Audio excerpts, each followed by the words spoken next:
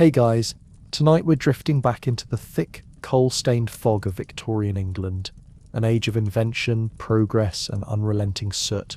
A time when the heart of London pulsed with smoke, and the rooftops were lined with chimneys that never truly slept. But beneath those brick towers and whispering flues, something darker lingered, a quiet dread that clung to the walls like ash. Because for the smallest souls of the city, the chimney wasn't a source of warmth, it was a place of shadows. So before you get comfortable, take a moment to like the video and subscribe, and tell me in the comments where you're listening from, and what time it is for you right now. It's always strangely comforting to imagine everyone tuning in together, scattered across the world, yet sharing the same dim light and slow breath. Now, maybe turn off the overheads. Let the room go soft and still. If you have a fan running, let that low hum settle in. It pairs well with old soot and candlelight. Because tonight we're not chasing excitement or mystery, we're simply tracing the quiet story of fear, the kind that lives in narrow spaces, in old bricks, in the memory of smoke. This is why Victorian children feared the chimneys dark. Let's set the scene. London, in the heart of the 19th century, never truly slept. It only dimmed, as if the city itself exhaled beneath its own weight, drawing its breath through 1,000 crooked chimneys that crowned its rooftops. When dusk came, it arrived not as darkness but as thickness, a woolen grey that tangled itself among steeples and iron lampposts, until the very air seemed made of smoke. The people below did not call it pollution, not yet. They called it the fog, or the London particular, or simply the weather. The night would rise slowly from the cobblestones upward, absorbing light from gas lamps, until everything glowed in a dim orange haze. The smell of coal was everywhere, soft, oily, persistent, clinging to coats, to curtains, to the folds of every breath. By the time church bells tolled 6 or 7, signalling the end of work for the fortunate and the beginning for many others, the city had already disappeared into itself. London, the empire's capital, was a machine of smoke, and the chimney was its lung. In this era, every building possessed a crown of brick, tall, narrow, and open-mouthed, each one feeding on the firelight of its inhabitants. Chimneys multiplied like veins across the rooftops, branching and interlocking in ways that even architects barely understood. Some were ancient remnants from Georgian townhouses, others, new and industrial, squatting above factories whose fires never went out. They were, at once, symbols of comfort and reminders of hardship. To the wealthy, they were ornaments, channels through which warmth and domestic calm flowed. To the poor, they were an occupation, a burden, a danger. If one were to drift silently through the city at night, past the watchmen and the horses' slow hooves, past the markets and the shuttered stalls, one would notice how every house hummed faintly with fire. The sound was almost imperceptible. The crackle of wood, the quiet sigh of coal, the steady pull of rising air through brick shafts.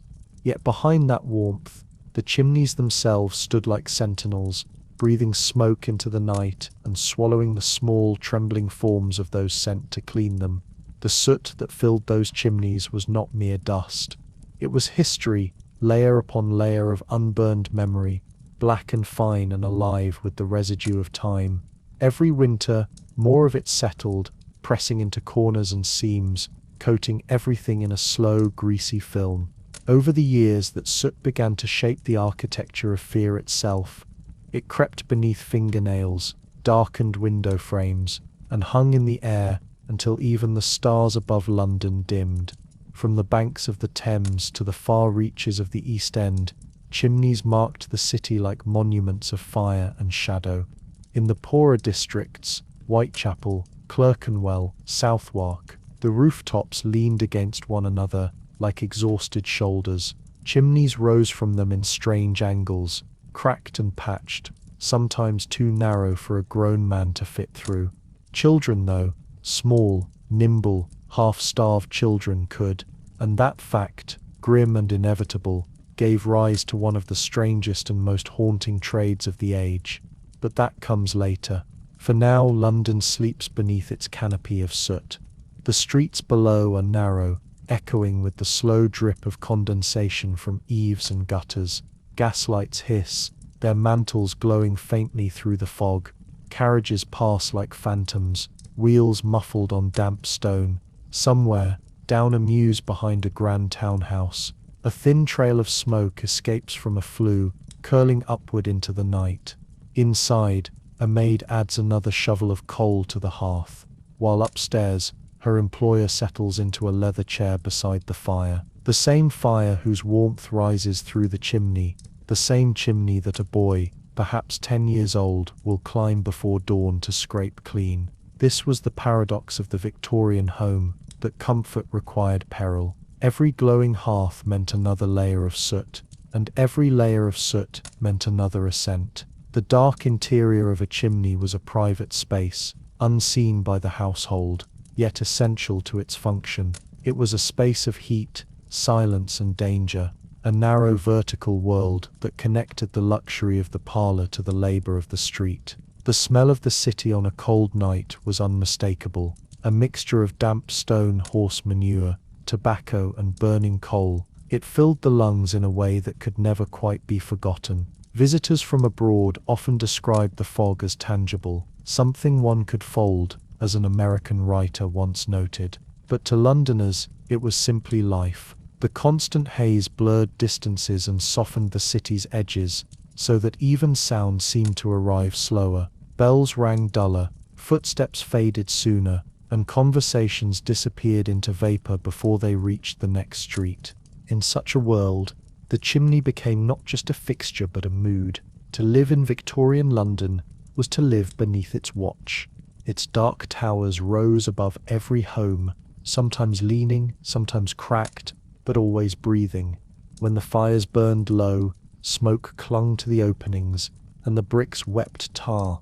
Birds, mostly jackdaws, nested in their mouths, and their calls mixed with the faint rush of air that never ceased. For children born to the lower classes, the chimney's shadow was a familiar sight long before it became a passage to fear. And yet, there was an almost sacred stillness to it all. The city, for all its noise and movement, was also capable of extraordinary silence.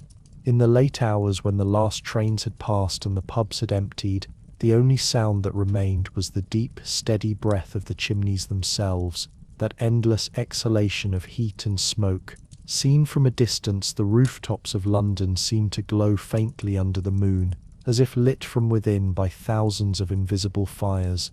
It is said that the Victorians believed the chimney connected heaven and home, a channel through which prayers like smoke might rise unseen. And perhaps in their quiet superstition, they were not wrong. For through those narrow spaces passed not only warmth, but entire lives, children whose names were never recorded, their stories rising and fading into soot. By the end of the century, London would begin to clear its air. The great fogs would lift, the chimneys would fall silent, and the fear that lived within them would drift into history. But in this moment, in the heart of the night, with the coal fires burning low, and the fog pressing against the windows, the city feels both alive and ancient. The soot settles softly on the rooftops, and the chimneys, tall and tired, stand guard over their sleeping masters. This is where the story begins, not in the noise of industry, nor the cries of the street, but in the quiet breath of smoke. The night of the soot, the hour when London itself seems to dream. The dawn of the 19th century arrived, not with sunlight, but with smoke. Britain, small and damp and restless, was being remade by coal, black stone from beneath its own skin. The hills of the north, once green and misted, were now scarred with pits and shafts, and the men who dug them carried home a darkness that never washed off. The nation that once measured wealth by its fields now measured it in fires. Each ton of coal pulled from the earth became a pulse in the new heart of industry. The sound of the age was not music or birdsong, but the slow rhythm of machinery, pistons sighing, gears turning, the low roar of furnaces. Every revolution of the engine required flame, and every flame required fuel. Coal was cheap, abundant and obedient. It burned hot and long, but it left behind a mark, soot fine as powder, endless in its persistence. It did not vanish, It lingered, drifting through air and settling in hair, in lungs, in curtains, in time. By the early 1800s, this black dust had begun to define Britain's cities. Manchester, Leeds, Birmingham, Glasgow, each wore its industry like a cloak. And at the centre of them all was London, swelling outward, its skyline thick with chimneys. The architecture of fire was everywhere. Houses grew taller, streets narrower, and with each expansion came more flues, labyrinths of brick hidden within walls, twisting to carry the breath of coal toward the open sky. The chimney was a symbol of the age's ambition, vertical, efficient, unyielding. In factories, chimneys reached hundreds of feet, venting the exhaustion of machines. In homes they multiplied, one for each hearth, one for each room that could afford warmth. Even modest dwellings required a network of flues, a brick anatomy of heat, and through those channels moved the city's invisible tide of smoke. The soot from these chimneys did not merely pass through the air, it colonized it. The fog of industrial Britain was not the soft vapor of nature, but a mingling of water and carbon, an atmosphere that seemed alive. It painted buildings in shades of grey, turned marble black, and dulled the shine of every surface. Laundry hung in the open was never white for long. The faces of workers bore the same dark sheen as the factory walls they built. Children playing in alleys traced shapes in soot instead of dust. Even the rain itself seemed to fall slower, thickened by the residue of burning. Coal smoke had a smell that became the scent of modern life. Dense, metallic, faintly sweet. People spoke of it with the same familiarity they used for bread or rain. Poets described it as melancholy, physicians described it as fatal. Yet for most it was simply background, the air that made progress possible. The empire itself, stretching across continents, was powered by this same black dust. Ships burned it, trains devoured it, and the factories of London consumed it day and night. The chimneys were its witnesses. In time, soot became more than residue, it became a marker of identity. A clean building was a sign of wealth, a luxury afforded by those who could pay for servants to scrub stone and polish brass. In the poorer districts, soot clung to everything, to the windows that never opened, to the beds shared by entire families, to the water drawn from shallow pumps. Even light seemed tired there, filtered through the ever-present haze. Inside the houses of the working poor, the fire was both salvation and threat. It gave warmth in winter, a small patch of brightness in endless grey. Yet every flame fed the soot that would one day choke the flues, and when those flues grew too narrow, someone, often a child, would be sent to clean them. The work of the chimney sweep was born from the very success of industrial life. Every comfortable parlour depended upon a labourer unseen climbing through a channel of black to keep the fire breathing. This dependency wove itself into the fabric of the era. The same coal that drove the locomotives and powered the mills now burned in the hearths of the middle class. Soot became democratic in its reach. It touched rich and poor alike, though not equally. The wealthy inhaled it faintly, diluted by curtains and distance. The poor swallowed it whole. The same smoke that curled from the grand chimneys of Mayfair drifted downward, settling on the laundry of Southwark and the lungs of Whitechapel. Observers at the time began to notice the transformation. Travellers described the city as perpetually dusk, even at noon. Painters found their colours muted. Architects watched their buildings darken within years. There was, in the middle decades of the century, a quiet acceptance of this condition, a belief that smoke was a sign of prosperity. The dirtier the air, the more alive the city must be. A clean sky suggested idleness, and idleness was close to sin. Yet beneath that pride lay something uneasy.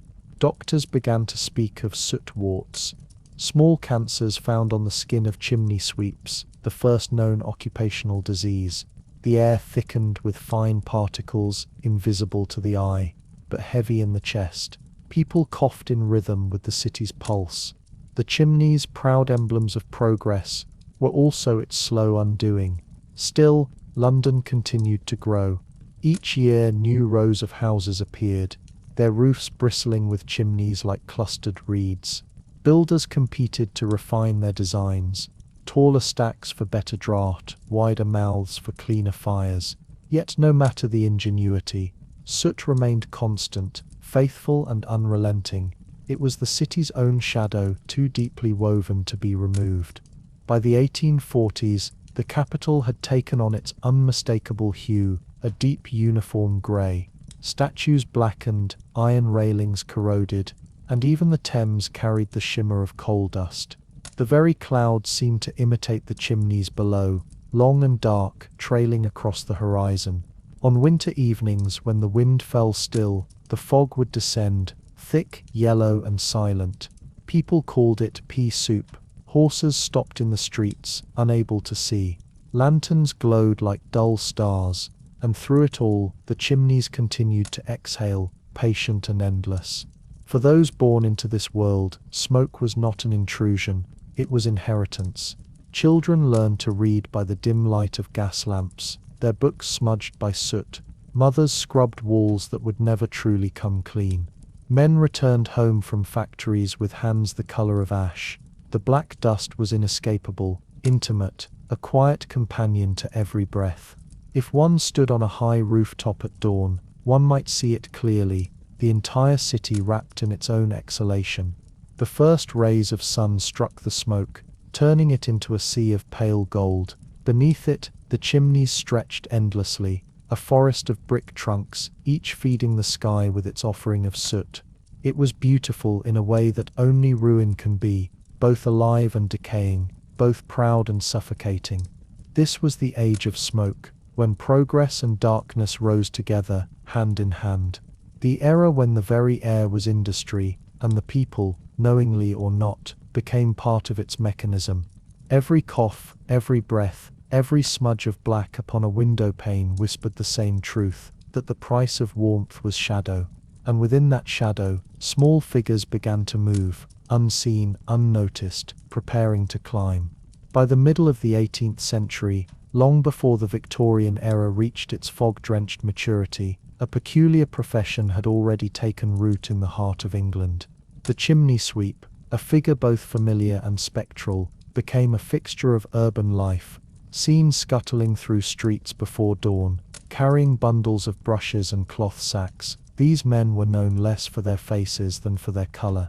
Everything about them was blackened, hands, clothes, even the whites of their eyes seemed stained with grey. They were the cleaners of progress, keeping the new arteries of Britain's fire-breathing cities open.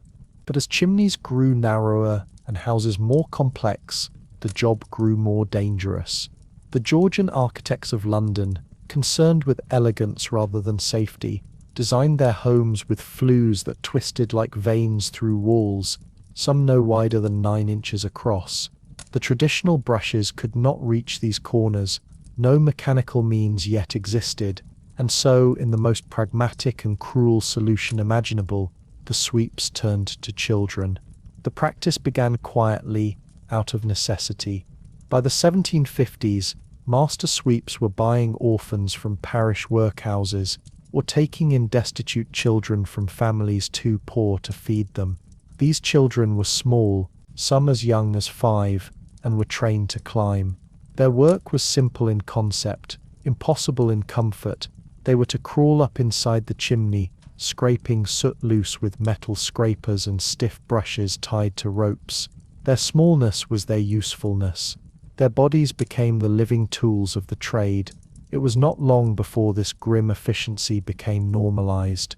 Apprenticeships were established, 7 years of service under a master sweep, often beginning before the child could even write his name. Contracts were signed by parish officers, and the exchange was framed as a form of charity. The child was given food, shelter, and a trade. The language of the law concealed the truth. It was a barter of survival. London in particular needed these child climbers. Its chimneys were not only numerous but labyrinthine, narrow flues that branched from fireplaces into complex networks, connecting rooms and rising high above rooftops. These channels could only be cleared by someone small enough to twist and climb through them, Adults could not fit. Boys could. The soot would fall as they scraped, coating them in black from scalp to heel. Their eyes stung, their throats burned, and their lungs filled slowly with the fine dust of 100 fires. Yet the city demanded their work, and demand never paused for pity. The life of a climbing boy followed a rhythm of soot. At dawn the master would rouse his apprentices, a few in number, often sleeping in basements or sheds near his shop. They would eat little, sometimes only a crust of bread, then gather their brushes, scrapers and sacks. Their feet were bare. Shoes, the masters believed, made it harder to feel the grip of brick. The boys would be led from house to house, the master knocking on doors and calling, "Sweep," in a long drawn-out cry that echoed through the waking streets. When hired, the master would inspect the fireplace, tie a rope around the boy's waist and send him upward. The climb was dark, narrow and suffocating. The child's elbows and knees pressed against the walls for purchase. Sometimes the flue bent suddenly, forcing him to twist his body sideways or backward. The soot rained down in soft, silent flurries. Many emerged coughing, red-eyed, their skin raw from abrasion. Others did not emerge at all. The mortality rate among climbing boys was quietly accepted. Some suffocated, others became trapped when their limbs wedged against the brick. Fires accidentally lit while a sweep was still inside, sometimes turned the flue into a tomb. When a boy perished, his body was often retrieved by breaking through the chimney wall, an act both gruesome and routine. The phrase "stuck fast" entered the language of the trade as though it were an occupational inconvenience, not a tragedy. By the end of the 18th century, voices of protest began to rise. In 1788, Parliament passed an act attempting to regulate the use of child sweeps. It required that apprentices be at least 8 years old, voluntarily bound, and provided with clothing and a place to sleep. But enforcement was negligible. The law had no teeth, and poverty was stronger than conscience. As long as there were chimneys to clean and families desperate for coin, the small bodies would keep climbing. By 1800, an estimated 5,000 child sweeps worked across Britain. Their presence was both visible and invisible, seen daily in the streets, yet ignored as individuals. Artists painted them as symbols of urban grime. Poets wrote of their innocence lost to smoke. William Blake's songs of innocence and of experience captured the melancholy of their condition, imagining the sweep as both angel and ghost, a child of soot who dreamed of freedom among the clouds. But dreams did not loosen the hold of hunger. The trade had a strange social status. Chimney sweeps, despite their filth, were sometimes considered lucky. To see one on your wedding day was a good omen. To touch his coat might bring fortune. The superstition likely grew from the association with fire, a power both destructive and life-giving. And yet, behind the charm of this belief was a more haunting truth, that society found comfort in romanticizing what it refused to confront. In towns and villages, the same pattern repeated. The master sweep, often a man of few means himself, relied on apprentices not just for labor but for livelihood. He might treat them harshly or with indifference, but rarely with malice. Cruelty, in this context, was a function of necessity. The boys, for their part, developed a grim camaraderie.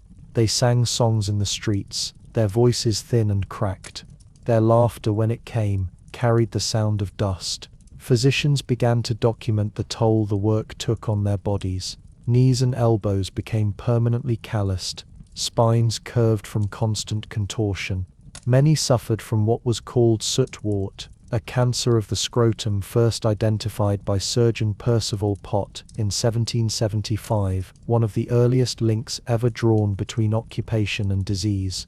The soot, fine and oily, clung to the skin for days. Washing was rare. The accumulation was constant. Through all this, the chimney itself remained the silent accomplice, narrow, unfeeling, and unchanging. The boys moved through it like phantoms, unseen by the households above. In the drawing rooms and parlors, the firelight flickered, unaware of the struggle within its source. The connection between warmth and suffering was invisible, yet absolute. By the dawn of the Victorian age, The climbing boys were already an institution, a grim inheritance passed from generation to generation. They had become part of the machinery of the city, as necessary and as disregarded as the soot they scraped away. And though reformers would soon begin to speak their names aloud, the boys themselves remained voiceless, their language one of breath and brick and darkness. The chimney, once a symbol of domestic comfort, had become something else entirely, a labyrinth of fear. And at its heart, in the silence between the scraping of brushes and the flutter of falling soot, the first echoes of horror began to form. Inside a Victorian chimney, sound did not travel the way it did in the open air. It was swallowed almost instantly, pressed into the walls by the narrowness of space. The world outside, the faint hum of conversation, the distant clatter of hooves on stone, the crackle of the fire below, all of it diminished to a low murmur, until nothing remained but breath. And even that, inside the flue, felt stolen, taken back by the soot before it could echo. The climb began at the hearth, a dark mouth, square or arched, lined with iron and smelling faintly of ash and damp brick. The master's hand would tie a rope loosely around the boy's waist, not for safety, but for retrieval. The child, barefoot and thin, would crouch before the fire's remnants, his skin already powdered with soot from earlier work. The brush and scraper were too large to bring up with him. They would follow after. He would look once toward the light, the orange flicker of the room, and then turn inward, into the black. The first few feet were the easiest. The air still moved there, and a little warmth clung to the brick. But quickly the space tightened. The flue, built at odd angles to accommodate architecture and vanity, might twist sharply after a few yards, narrowing without warning. The child would press one arm above his head, one below, and begin to climb by pressure, knees and elbows wedged against opposing walls. The bricks, rough and cold, bit into the skin, dust rose at every movement, and soon the world became a blur of darkness and fine, dry air. Soot was not like ordinary dust. It behaved differently, softer yet heavier, coating everything in silence.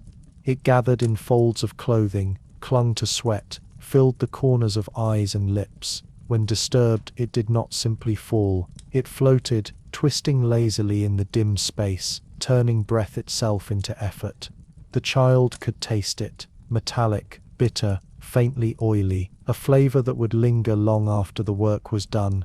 There was no light in the chimney, none, not even the faintest suggestion of it. The darkness there was complete, total, a kind of physical pressure that erased distance. The boy could not see his hands in front of his face, could not tell if he was climbing upward or sideways, unless the master's voice called faintly from below. The air was warm near the hearth, but cooled sharply higher up, until it carried a chill that crept through his bones. The bricks often wept moisture, and the soot became paste beneath his fingers. The smell, burnt coal, iron, mildew, was overwhelming. It was in this darkness that the first true fear took root, not the fear of punishment or pain, but of being alone in something that seemed alive. The flue moved, or seemed to move, with its own rhythm. Tiny flakes of soot rained gently, hissing against the child's skin like whispers. Sometimes a rush of air would pass suddenly, as if the chimney were breathing. The boy would freeze, holding his breath, listening. Above him might be a bend or a junction, where another flue joined, and there echoes played tricks. He might hear faint voices, or the sound of footsteps from another room, twisted by the brick, until they seemed to come from inside the chimney itself. Claustrophobia was not a word the sweeps used, but they knew its feeling well. The space was rarely wider than a man's shoulders. To turn was nearly impossible. The climb required slow, deliberate motion, press, shift, breathe, press, shift, breathe. The soot cushioned the sound of movement, so that even scraping seemed quiet, but the silence had weight. The longer the climb, the louder the boy's heartbeat became, until it filled his head like the tolling of a small bell. If a flue bent too sharply, the child would sometimes have to twist his body sideways, pressing his face into the brick, his chest compressed until breath came shallow. The rope tied around his waist, offered no comfort.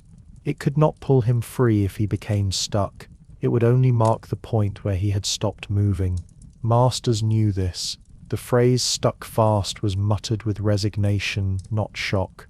To be stuck was to be swallowed by the chimney, to become part of it, silent and unseen. Sometimes in the narrowest flues the soot would collapse, a sudden fall of soft black rain. It filled the mouth and nose, coating the tongue. The boy would choke and cough, but sound barely carried. His hands, slippery with sweat and soot, would search for grip. Above him the darkness continued endlessly, indifferent. Below, the master waited, listening for the dull thuds that meant progress, or for silence, which meant something else. There were those who claimed that after long enough the children could see in the dark, that their eyes adapted, that they moved through the chimneys as easily as a cat through shadow. But the truth was simpler and sadder. They memorized the space. They knew by touch how many bends each flue had, where the brick bulged, where the air thinned. Their minds built maps of darkness, invisible to all but them. The smell of soot became their companion, their clothing, their identity. It lingered even in sleep, when the day's climbs were over. Many could not rest in open air. The silence of an unlit room felt too wide, too empty. They were most at peace in the narrow, where the walls pressed close and the air was thick. It was, paradoxically, where they felt most themselves, inside the dark that had defined their days. But the fear never vanished entirely. It waited, low and constant, like a hum in the bones. The fear of falling backward, of losing grip, of suffocating.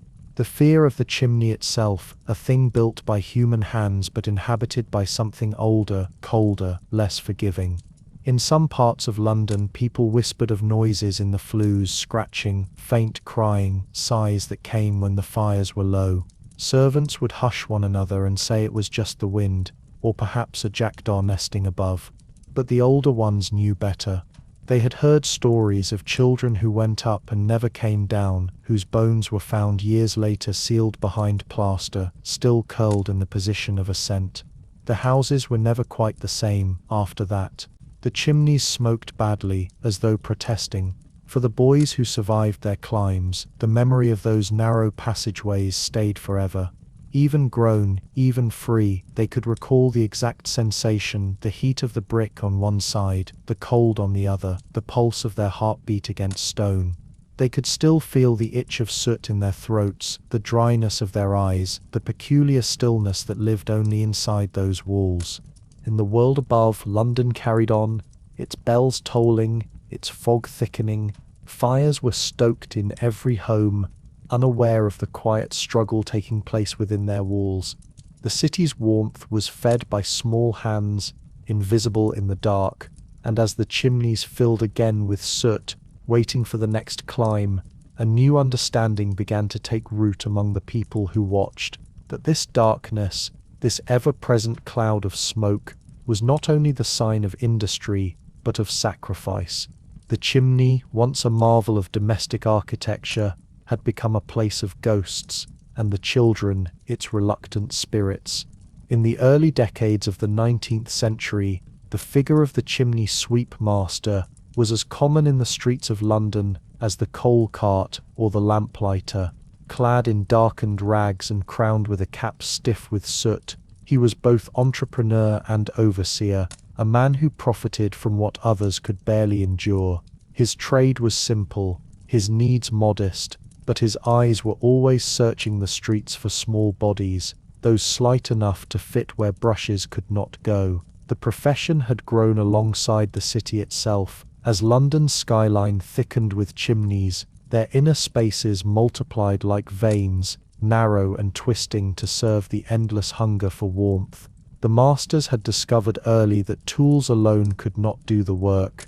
The bristles snagged, the rods broke, the bends in the flues defied straight implements.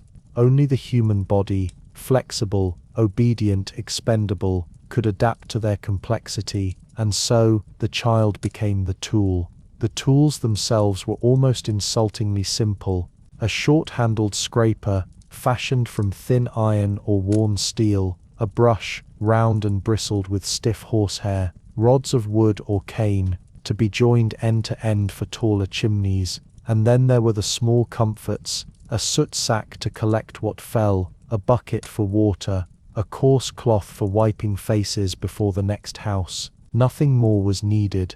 The master's true instrument was flesh. At dawn, when the streets were grey and the fog low, the masters would begin their rounds. The boys trailed behind, carrying the rods and brushes. Some were barely taller than the tools they held. Their eyes followed the master's boots, stepping carefully through puddles of coal water and refuse. They did not speak unless spoken to. The master was not a father, not a guardian, not even truly an employer. He was a necessity, a gatekeeper between hunger and survival. When a housekeeper summoned them, the negotiation was brisk. The price of cleanliness had been standardized by habit, and soot was everywhere, on mantels, in tapestries, drifting through the very air people breathed.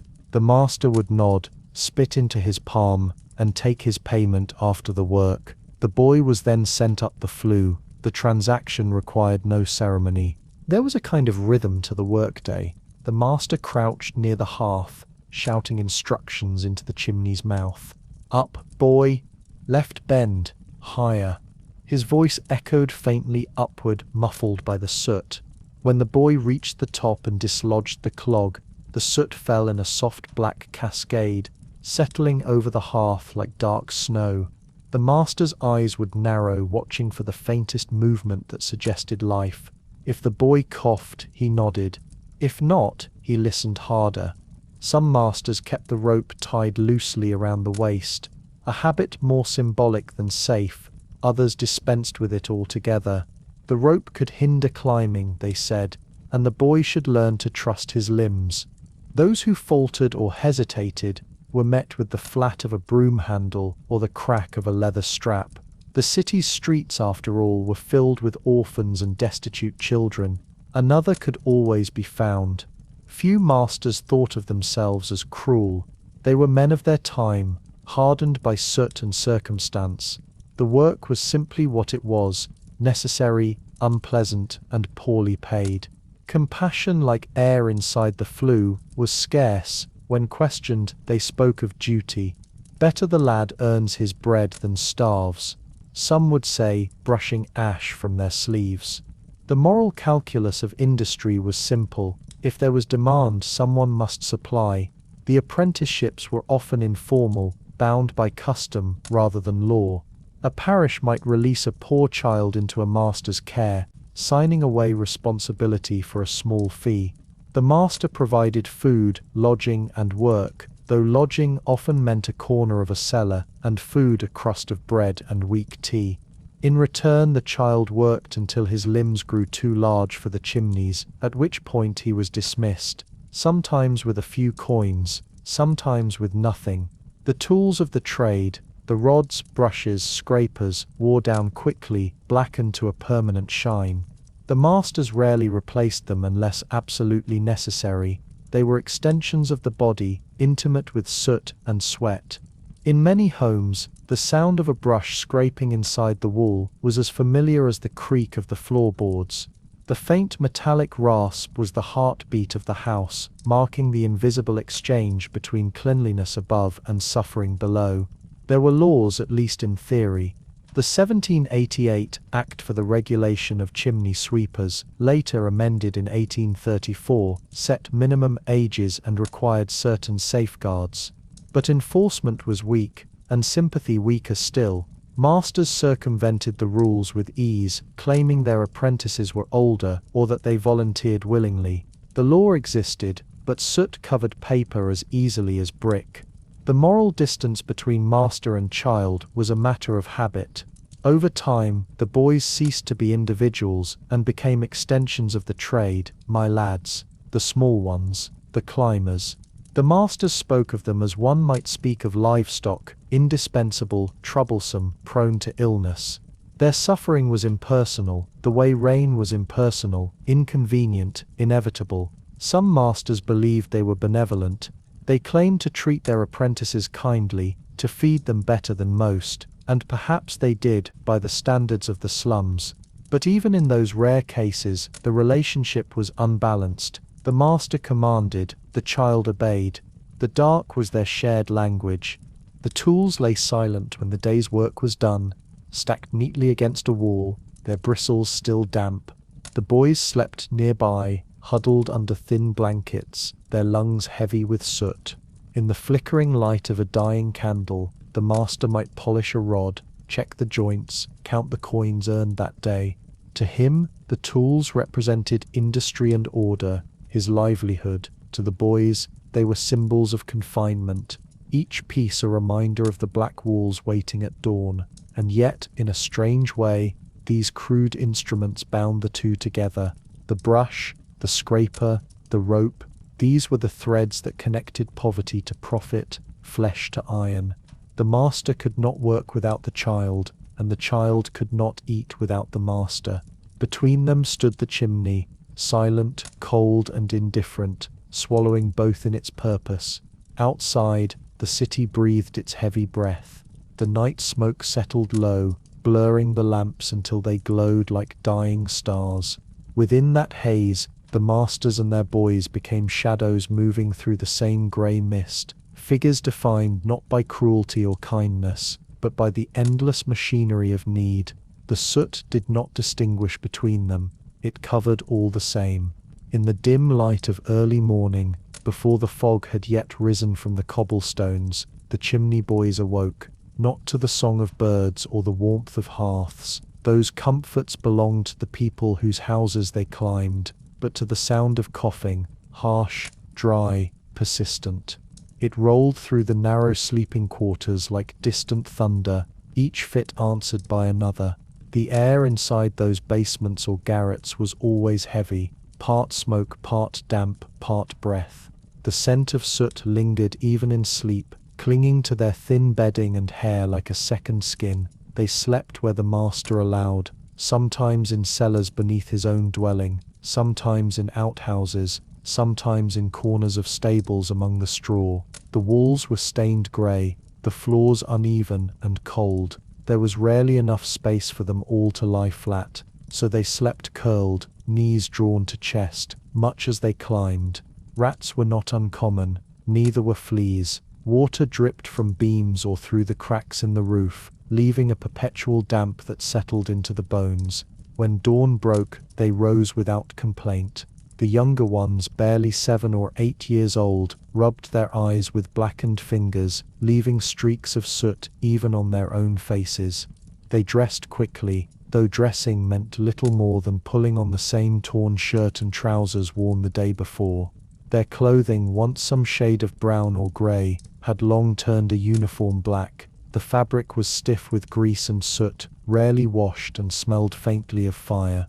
Breakfast was meagre, a crust of bread, a swallow of tea, perhaps a scrap of salted meat, if the master was generous. Food mattered less than heat. They ate quickly, not because they were in a hurry, but because the morning cold seeped fast through the walls. Then came the call to work. The boys gathered the tools, each carrying what their size allowed: rods, brushes, scrapers, soot sacks. Their hands were already black before the day began. The climb itself consumed the hours until dusk. House after house, chimney after chimney, sometimes 6, sometimes 10 in a day.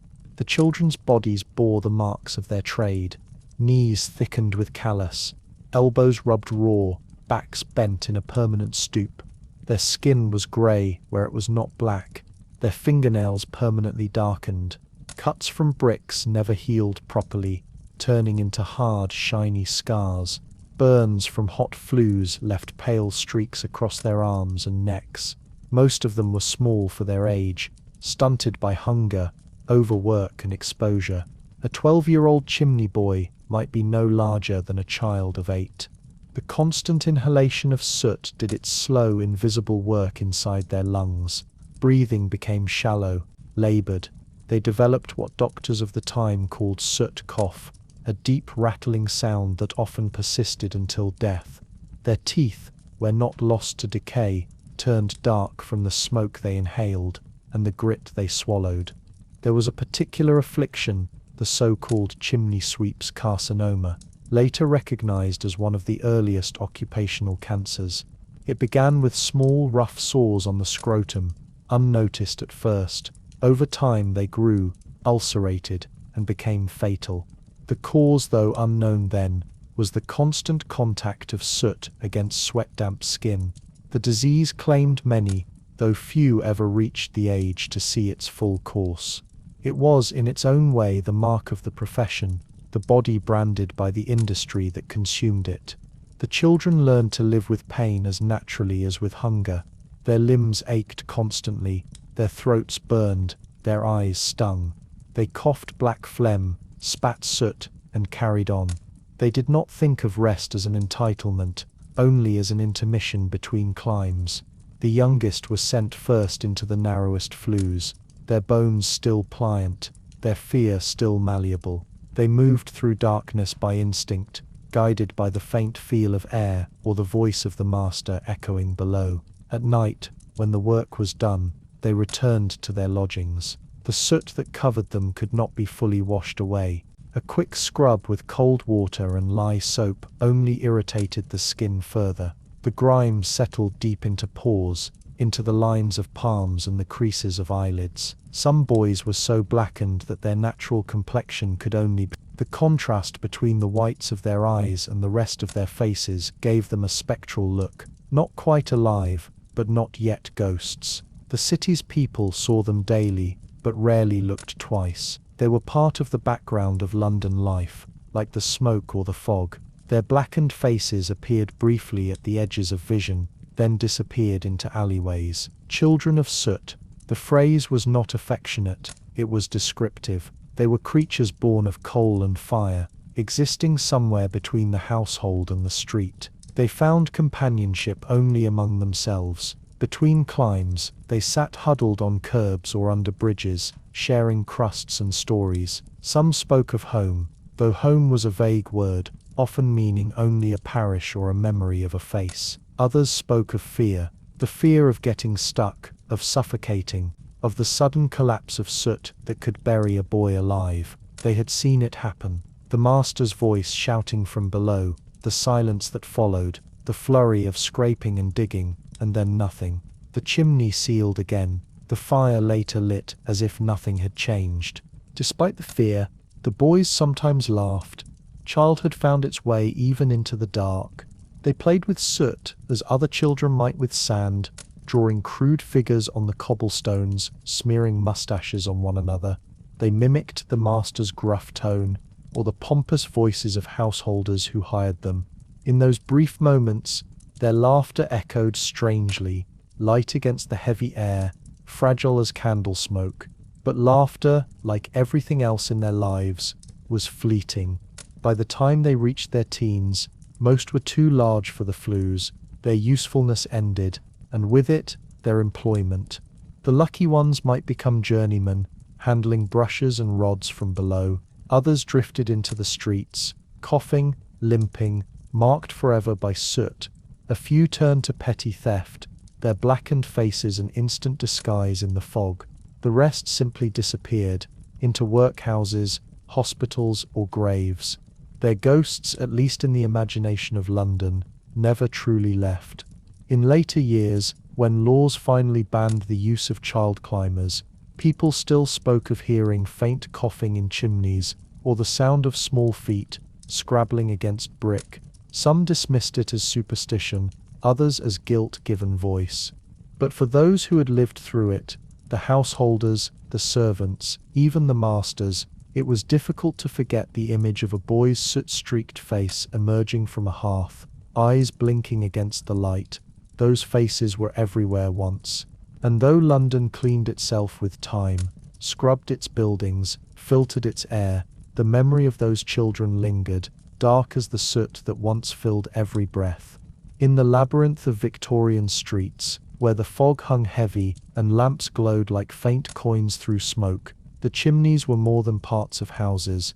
They were living things, or so the people believed, narrow throats that breathed, sighed, and sometimes spoke. By day they exhaled smoke and warmth. By night they whispered, and in those whispers the people of London heard stories, or perhaps confessions, The belief that spirits dwelled in chimneys was older than the century itself. In medieval England, it was said that fire, being both sacred and dangerous, served as a gateway between worlds. The hearth was the home's heart, its sacred center, and the chimney its soul, a passage through which blessings or curses might pass. Superstition lingered long after religion had rationalized it. In the poorest parts of London, where faith and folklore mixed like soot in the rain, the chimney was still regarded with wary respect. Children of the slums grew up hearing tales of the chimney ghosts. Some were said to be the souls of dead sweep boys, trapped forever in the walls that had swallowed them. Others were older, soot spirits, born from centuries of smoke, who moved unseen from house to house. A few stories described them as protectors, warning the living when the fire burned too low, or when danger crept near. But most were darker. Most said that if you listened too long to a cold chimney at night, you could hear the faint scraping of fingernails, or a sigh that was not the wind. Servants spoke of whispering chimneys, flues that murmured after the fire went out. The sound, they said, was not always explainable by draughts or the settling of soot. Sometimes it came in the rhythm of speech, soft and broken, as though someone were trying to form words. A few claimed to have heard names. In the great houses of the city, where multiple flues twisted together through shared walls, strange noises were common. At night, the wind carried voices from one room to another, turning muffled conversations into ghostly echoes. But the servants who knew the stories rarely blamed the wind. They whispered of the stuck ones, the children who had gone up and never come down. It was said their cries had been absorbed by the walls, replaying in fragments on quiet nights. In lodging houses and workhouses, where chimney sweeps lived together in squalid dormitories, the boys told stories of their own, stories to pass the time between jobs, to give shape to the fear they could not name. They spoke of the black man of the flue, a shadow that climbed faster than any boy and appeared behind you in the dark. If you looked back, he would take your breath and leave you cold as brick. Another tale told of Ash Annie, the ghost of a girl who had suffocated in a flue on her first day. It was said that she still wandered the rooftops, her face pale against the smoke, calling softly for her mother. These tales were not told with wide eyes and trembling voices, but with the quiet resignation of those who already lived among the dead. The children did not fear ghosts in the same way others did. They merely recognized them as fellow inhabitants of the same darkness. To them, the chimney was already a kind of grave, narrow and airless. The line between myth and memory blurred easily when so many real bodies had disappeared into the walls. Among older sweepers there were rituals, small gestures meant to ward off misfortune. Before a climb, some boys spat into the hearth, to give the soot its share. Others muttered short prayers learned from mothers they barely remembered. A few carried small charms, a button from home, a piece of chalk, a twist of thread. These were tucked into pockets as protection against getting stuck, though none truly believed they worked. What mattered was the motion, the pretense of control. Householders, too, had their own customs. It was considered unlucky to let a chimney go cold for too long. An unused flue, they said, might draw spirits, the way an empty house invited thieves.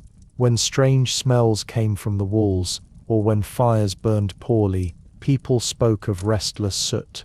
Chimney sweeps were summoned not only to clean but to quiet, to purge whatever lingered unseen. Even the act of seeing a sweep carried superstition. In polite society, touching the hand of a chimney sweep was thought to bring good luck. Brides sought them out on their wedding day, hoping a brush with soot would ensure prosperity. It was an irony the boys never quite understood. The same faces people avoided in the street became symbols of fortune when the occasion required it. But perhaps it was guilt disguised as ritual, an unspoken acknowledgement of the lives spent keeping their homes warm. The whispers, of course, had explanations. The chimneys themselves were vast systems of air and stone, connected through hidden passages. Wind, temperature, pressure, All played their part in creating the illusion of voices. Yet in a city built on misery and smoke, reason had limited reach. When a house creaked at night, or when a flue exhaled a low moan, the imagination did the rest. Writers and moralists of the time began to collect such accounts, using them as symbols of conscience. They described the city's chimneys as haunted, not by spirits, but by sins, by the ghosts of industry itself. To them, every whisper was a reminder of the children who had vanished inside, and perhaps they were right. A ghost, after all, is not always a soul. Sometimes it is a sound, a memory, a stain that refuses to fade.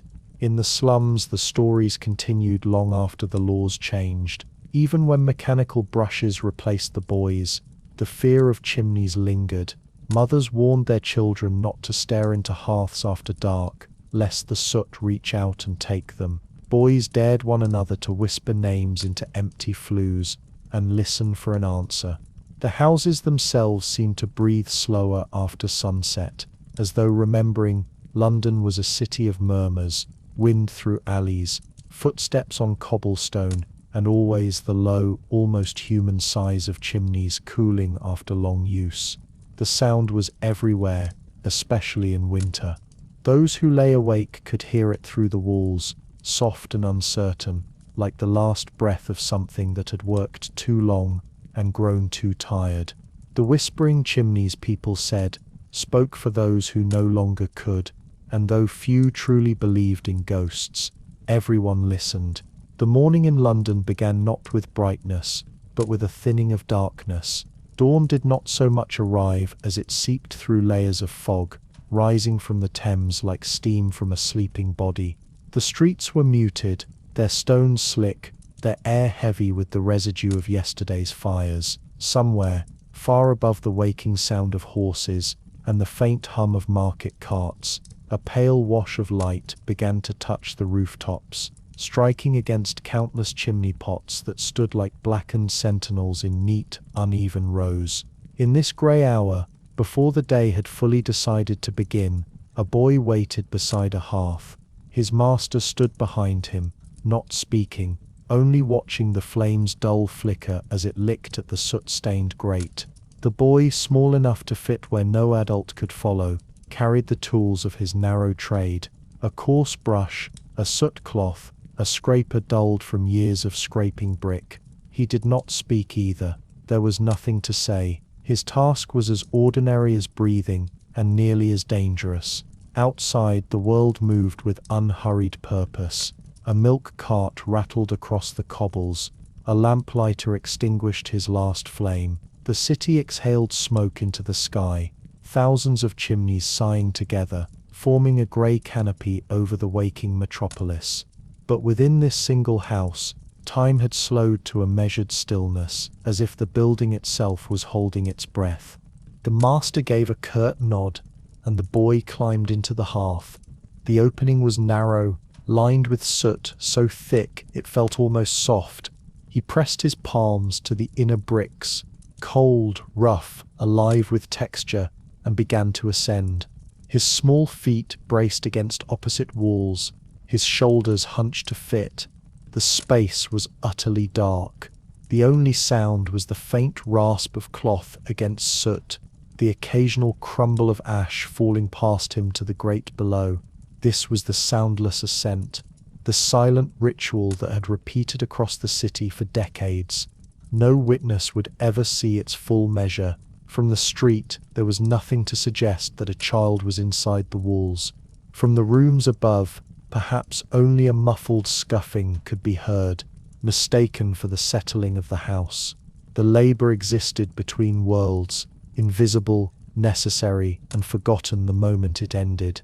He climbed slowly, inch by inch, using elbows and knees where hands could find no purchase. The bricks pressed against his ribs, his breath shortened. The soot clung to his skin in fine black dust, filling his nostrils, coating his tongue. There was no air here, not really, only the stale remnants of yesterday's fires, trapped and sour. He had done this climb before, dozens of times, but each ascent was a new shape, a new uncertainty. Some chimneys curved sharply, forcing his body to twist. Others narrowed unexpectedly, pressing close as though the house itself were swallowing him. Above, the light strengthened, filtering faintly through the flue's cracks. Dust particles drifted like distant stars in the narrow beam. He could not see them, but the world above could, the city stirring to its usual rhythm. Shopkeepers opened shutters, servants drew water, bells began to toll from St. Paul's, their sound faint but steady. The city was fully awake now. Yet here, in the silent column of stone and ash, the boy climbed in a world that had no sound, no air, no witness. His small hands trembled, leaving streaks of soot that might never be seen. He paused once to catch his breath, pressing his cheek to the cold brick. The surface was damp. Somewhere below, the fire had long died out, but the memory of heat lingered faintly, absorbed by the wall.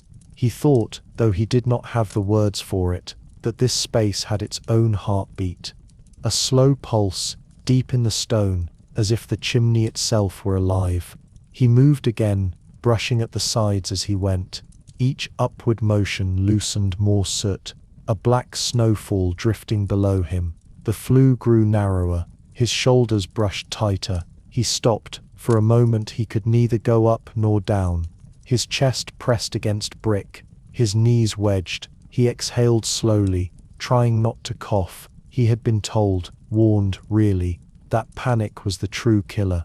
The flue would constrict further if he moved too fast. He closed his eyes, though it made no difference in the dark, and waited.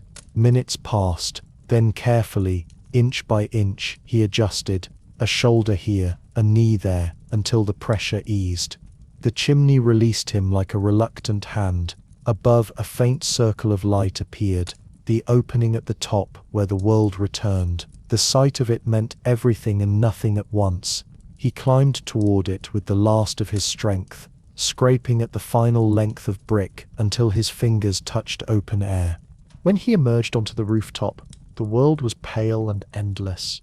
The city stretched before him, an ocean of roofs and chimneys, smoke rising in thousands of thin grey ribbons. The Thames wound sluggishly through the distance, reflecting the cold light of morning. The air was sharp, clean compared to the world below. For a moment the boy breathed it deeply, feeling it sting his lungs. He wiped his face with a soot-streaked sleeve, leaving darker smudges behind. Below, his master waited by the hearth, tapping his foot in rhythm with no sound. A few flakes of soot fell from the flue, a small, meaningless drift of black. The boy's presence above was unseen, his struggle unremarked. To the household, he was merely part of the machinery that kept the fire burning clean, like the brush or the poker or the tongs. When he descended again, no one would ask about the climb.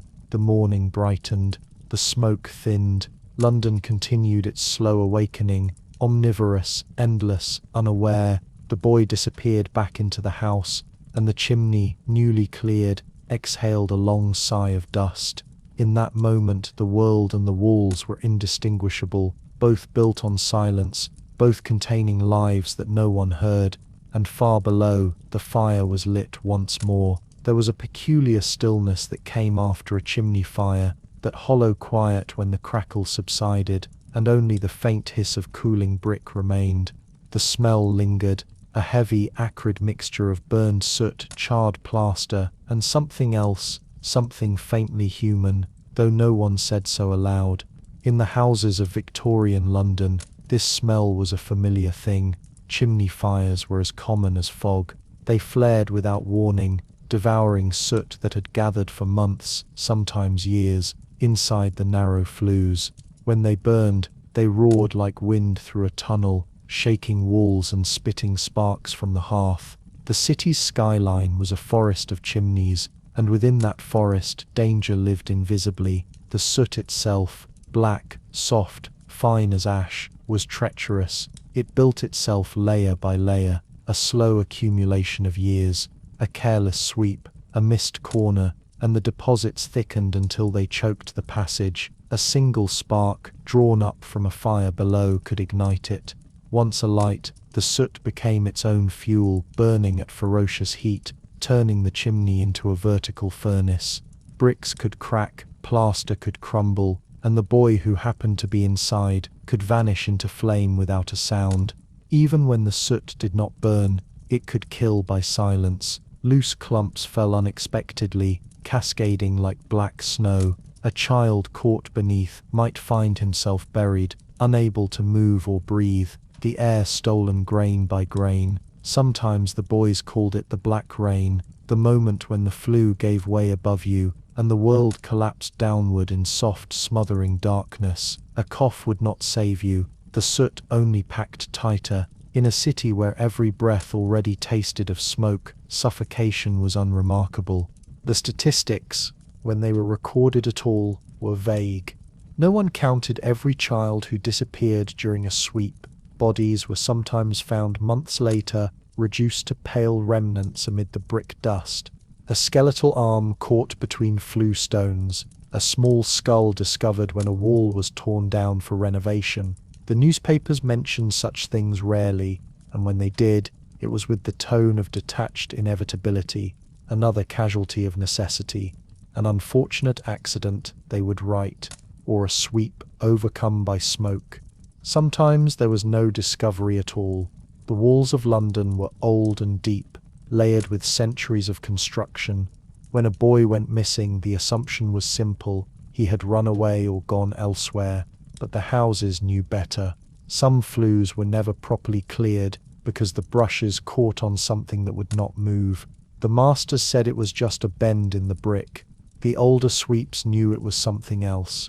The chimney's architecture was treacherous in ways no diagram could capture. Many were built with sharp turns to prevent sparks from reaching the roof.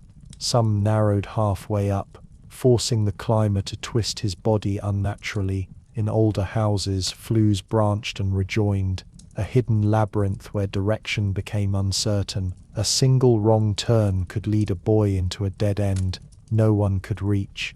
The soot was patient. It filled the gaps, sealed the passage, erased all trace of motion. To the household the signs were small: a smell that would not fade, a fire that smoked more than usual, a draught that carried an unfamiliar chill. Eventually someone would summon another sweep. Sometimes when the brush was sent up, it struck something solid. Sometimes it passed through easily, scattering dust that glimmered faintly in the light, and the matter would be forgotten. In the cold months when work was constant, exhaustion added its own dangers. The boys climbed on empty stomachs, their limbs trembling from hunger. The soot clogged their lungs until every breath was shallow. When they emerged, faces blackened and eyes rimmed red. The air outside stung like ice. A few coughed blood into their hands and said nothing. Consumption was so common it hardly bore mention. It was, after all, the city's shared affliction. There was an old superstition among sweeps: never speak ill of the soot. The soot, they said, listened. If you cursed it, it would fall on you. The older boys whispered that the ash had memory, that it remembered every life it had taken, and that sometimes when you climbed you could feel it shifting beneath your hands, restless, alive. It was not entirely fear that kept them quiet, but a kind of respect. The soot was both their livelihood and their executioner. The masters, of course, spoke in practical terms. They warned against haste, against climbing in newly used chimneys, against striking too hard with the scraper. Their instructions were coldly mechanical, stripped of sentiment, yet even they on certain mornings would pause before a long flue and glance upward, as though measuring more than distance. They had seen things the newspapers never would: the silent collapse of soot, the sudden stillness after a cry, the way a chimney could swallow sound itself. Fire was the ever-present threat. A chimney fire could spread to the roof in seconds, sending sparks raining across the city. In dense neighborhoods, a single blaze could leap from one building to another, turning entire streets into infernos. London had burned before. The memory of 1666 lingered like a scar on the city's skin. Yet every decade brought smaller fires, localized, and almost routine. The difference now was that sometimes, amid the roaring flue, there was something more, the unmistakable sound of a human voice cut short. Fire brigades existed, but not everywhere, and rarely quickly. When they arrived, they poured water down the chimney, quenching both flame and life in a single act. The newspapers would report that no further damage was done. The truth remained in the soot, hidden beneath layers of ash and time. For those who lived above and beside these chimneys, the families, the servants, the tenants, the danger became part of the background, absorbed into daily existence. They learned to live with the scent of coal and the faint crackle that meant the flue was alive. When a sweep boy failed to return, they asked few questions. The city consumed its own with quiet efficiency. By the 1840s, the first inspectors began to document the scale of the losses. Reports surfaced of children found in chimneys decades after their disappearance, skeletons folded into impossible angles, bones fused to brick by centuries of heat. One in Manchester, another in Bath, several in London itself. Each discovery reignited brief moral outrage, quickly extinguished by indifference. The soot continued to fall, the boys continued to climb. There was no memorial for them. Their names, if recorded, were lost among parish ledgers and workhouse lists. The houses that had entombed them still stood, outwardly unchanged. Smoke still rose from their chimneys, drifting above the city like the breath of ghosts. The fear of falling ash was not fear of death alone, but of disappearance. The idea that one could vanish so completely that even one's remains became part of the very system that had consumed them. The soot fell, the fires burned, the city exhaled. And somewhere within that endless cycle of warmth and loss, London went on, unaware of how many of its comforts were built on silence. Laws in 19th century Britain often arrived too late and spoke too softly. They were written in the measured language of reformers, debated in candlelit chambers far removed from the alleys of smoke, where the smallest hands did the darkest work. The laws meant to save the child chimney sweeps were no exception. They drifted into existence like faint promises, delicate, bureaucratic things, composed by men who had never crouched in a hearth, who had never heard the muffled scraping of a child's limbs against brick.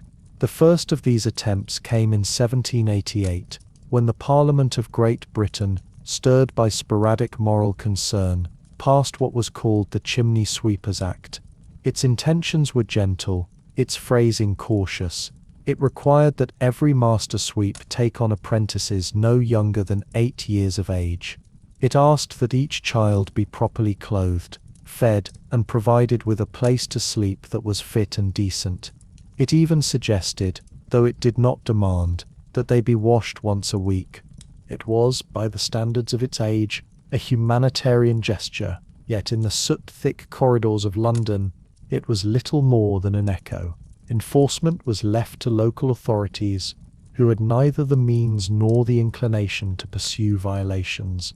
The law had no inspectors, no penalties of real weight. The sweeps continued to recruit from orphanages, workhouses, and the streets. The boys continued to climb. To those who drafted the act, 8 years might have seemed a merciful minimum. In reality, even that small boundary was porous. The smallest children, those whose bodies could still fit into the sharpest bends and the narrowest flues, were always in highest demand. They were easier to control, cheaper to keep, and more expendable when the soot grew thick. Masters falsified ages without difficulty. No one checked. A boy of 6 became 8 with a single word. Paper was more forgiving than brick. In 1834, nearly half a century later, another act arrived.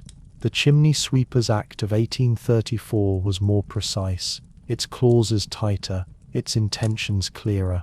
It forbade anyone under the age of 10 from being apprenticed, and those under 14 from climbing.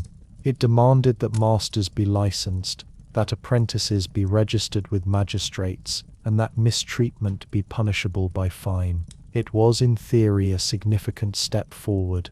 But laws, when written in a world that feeds on necessity, often fade before they take root. The soot still fell, the children still climbed. The streets of London, narrow, crowded, and unobserved, were too vast for enforcement to reach. Licensing became a formality, easily evaded by those who worked beyond notice. The cost of compliance was higher than the cost of risk. The inspectors, when they did appear, were often met with rehearsed order. The master sweeps showed them their eldest boys, clothed, fed, obedient, while the smaller ones, the true climbers, were sent away until the visit was over. A wash basin and a crust of bread were displayed like proof of decency. Reports were written. Boxes were ticked. The machinery of reform turned slowly, creaking beneath the weight of its own language. Behind each clause of the Acts lay a moral awakening that could not quite find its strength. The British public, increasingly literate and self-conscious in the age of industry, began to see in the figure of the child sweep a symbol of something deeper, a stain on the conscience of progress. Writers and pamphleteers described the boys as orphans of the flue, slaves of soot, children swallowed by industry. Their words carried sympathy, but sympathy alone was a quiet currency. It made readers sigh, perhaps even weep, but it did not stop the fires from burning. Some magistrates tried to apply the laws with sincerity. They issued fines, revoked licenses, or wrote stern letters to negligent masters. Yet the sweeps simply moved districts, changed names, or ignored summonses entirely. In a city of millions, anonymity was its own protection. The police, already overwhelmed by theft, poverty, and unrest, had little time to chase men who cleaned chimneys. There were others, well-meaning reformers, who believed education might do what law could not. They founded climbing boys' schools, where former sweeps could learn to read and write, perhaps even find other work. But for every child they rescued, a dozen more took his place. Poverty filled the gaps the law tried to close. The chimneys demanded small bodies, and poverty provided them.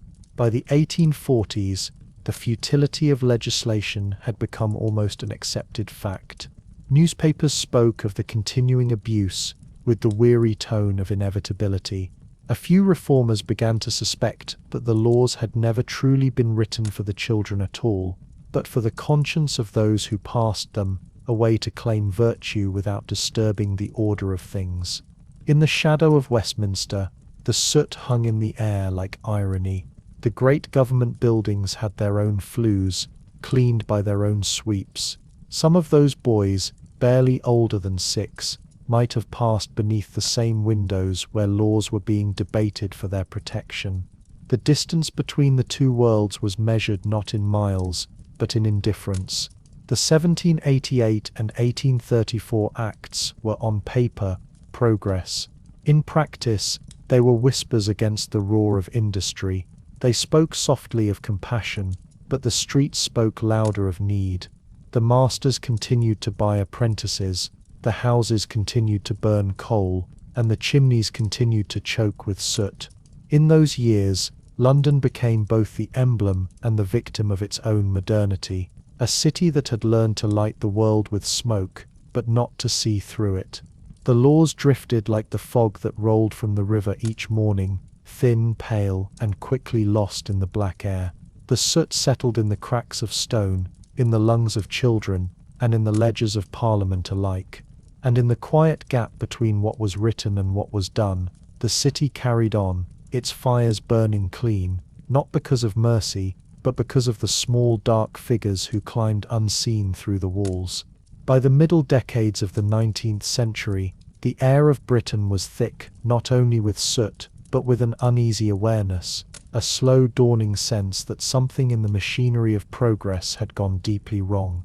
The industrial age, triumphant in its engines and empire, had begun to glance uneasily at its own reflection, and in that reflection, among the clamour of factories and the glitter of gaslight, it saw the faint outline of a child, small, blackened and silent, climbing endlessly upward through the walls of the modern world.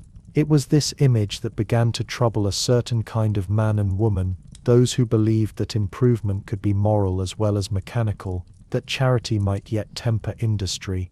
They were philanthropists, reformers, humanitarians, titles that sounded noble in drawing rooms and earnest in print. They belonged to a new social faith, one born not from pulpits, but from the conviction that the progress of a nation could be measured by its treatment of the helpless.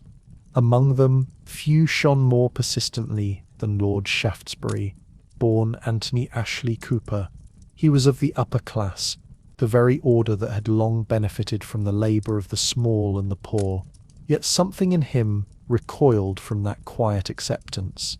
He was, by temperament, austere and pious, his Christianity of a severe but active kind. To Shaftesbury, sin was not only personal but structural, embedded in the very systems of commerce and comfort, and the sight of the child chimney sweeps, their faces streaked with soot and eyes dulled by exhaustion, became to him a living emblem of that sin. He did not begin alone. Years before his campaigns, another body had already formed, known by the solemn title, the Society for Superseding the Necessity of Climbing Boys. It was founded in 1803, a small, earnest congregation of reformers, engineers and moralists who believed that machines could achieve what compassion had not. Their goal was precise, almost scientific, to prove that chimneys could be cleaned by mechanical means rather than human flesh. They were not dreamers, but tinkerers, men who built brushes with long jointed rods of cane, iron or whalebone, designed to be pushed up from below. The first of these inventions appeared crude, awkward, difficult to maneuver through the crooked flues of Georgian and early Victorian houses. The masters dismissed them as impractical. The householders feared they would damage the brickwork. But the society persisted. They collected data, printed pamphlets, held demonstrations. They showed that, in straight chimneys at least, the brushes worked perfectly well. Yet habit is a stubborn thing, and profit more stubborn still. The sweeps resisted, for the brushes threatened their trade. The householders resisted, for they mistrusted novelty. The society's meetings often felt like conversations in fog, earnest, well documented, and faintly unheard. Still, they continued, their members a peculiar mixture of engineers and evangelists, believing that invention might serve as salvation. When Shaftesbury took up the cause in the 1840s, he gave it something the society had lacked: moral fire. He spoke of the climbing boys not merely as victims of cruelty, but as symbols of national guilt. In Parliament, his speeches were grave and deliberate, laced with scripture and statistics alike. He described the children's burns, their deformities, their suffocations. He quoted coroners' reports that read like elegies. He called upon Britain's Christian conscience, that uneasy inheritance of empire and industry, to redeem itself through action. Shaftesbury's moral language gave momentum to the mechanical one. He allied himself with the society, urging householders to adopt the brush. It is, he declared, a sin of choice to employ a child where a machine may serve. Under his influence, the campaign gained a new rhythm. Pamphlets circulated, bearing images of the brushes, diagrams of flues, and solemn appeals to decency. Preachers repeated his words from pulpits. Schools and workhouses began to display notices forbidding the use of climbing boys. Yet even now, change came slowly. The society's minutes reveal a certain melancholy perseverance. Each year, they published new successes, towns where mechanical cleaning had been adopted, and new failures, where the practice persisted despite the law. The tone was always the same, calm, factual, and faintly resigned. They knew that they were not only fighting soot and habit, but a structure of thought, the ingrained belief that the poor must labor invisibly for the comfort of others. Still, the light spread. The more refined brushes of the 1840s and 1850s began to find their way into workshops and estates. The canes were replaced with flexible rods. The bristles improved. the machines became faster, safer, and crucially, cheaper. By mid-century, large cities like Manchester and Birmingham had begun to abandon climbing buoys entirely, if not from conscience, then from convenience. The Society's engineers had triumphed where law had faltered. Shaftesbury continued his crusade, his speeches gathering moral weight as the years passed. His arguments were no longer just about chimneys, they were about the soul of industry itself, the notion that progress, if untempered by mercy, was merely another form of savagery. In the sweep's soot-blackened face, he saw reflected the whole contradiction of Victorian civilization, wealth built upon invisible suffering, moral grandeur shadowed by filth. He was not alone. Writers such as Charles Kingsley and Henry Mayhew began to expose the city's underclass in ink and observation. Artists painted sympathetic portraits of chimney boys, no longer picturesque, but pitiful.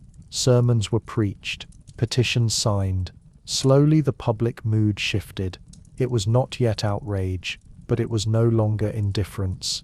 In 1864, long after the Society's first pamphlets had yellowed with age, Parliament passed yet another law, the Chimney Sweepers Regulation Act, this time with enforcement. It required local authorities to license sweeps, forbade the employment of climbing boys outright, and introduced inspectors with power to prosecute offenders. It was at last a law that meant what it said. It had taken more than 60 years of effort, hundreds of meetings, thousands of signatures, and countless deaths. But by then, the mechanical brush had already become a quiet emblem of progress, not the loud kind of factories and railways, but the quiet, moral kind that moves slowly, without applause. The Society for Superseding the Necessity of Climbing Boys dissolved soon after, its work complete. Its records, bound in fading leather, now rest in archives, the ink as patient as the reformers themselves once were. Shaftesbury lived to see his cause fulfilled, though he never took credit for victory. To him it was simply the work of conscience, a flame that must be tended however faint.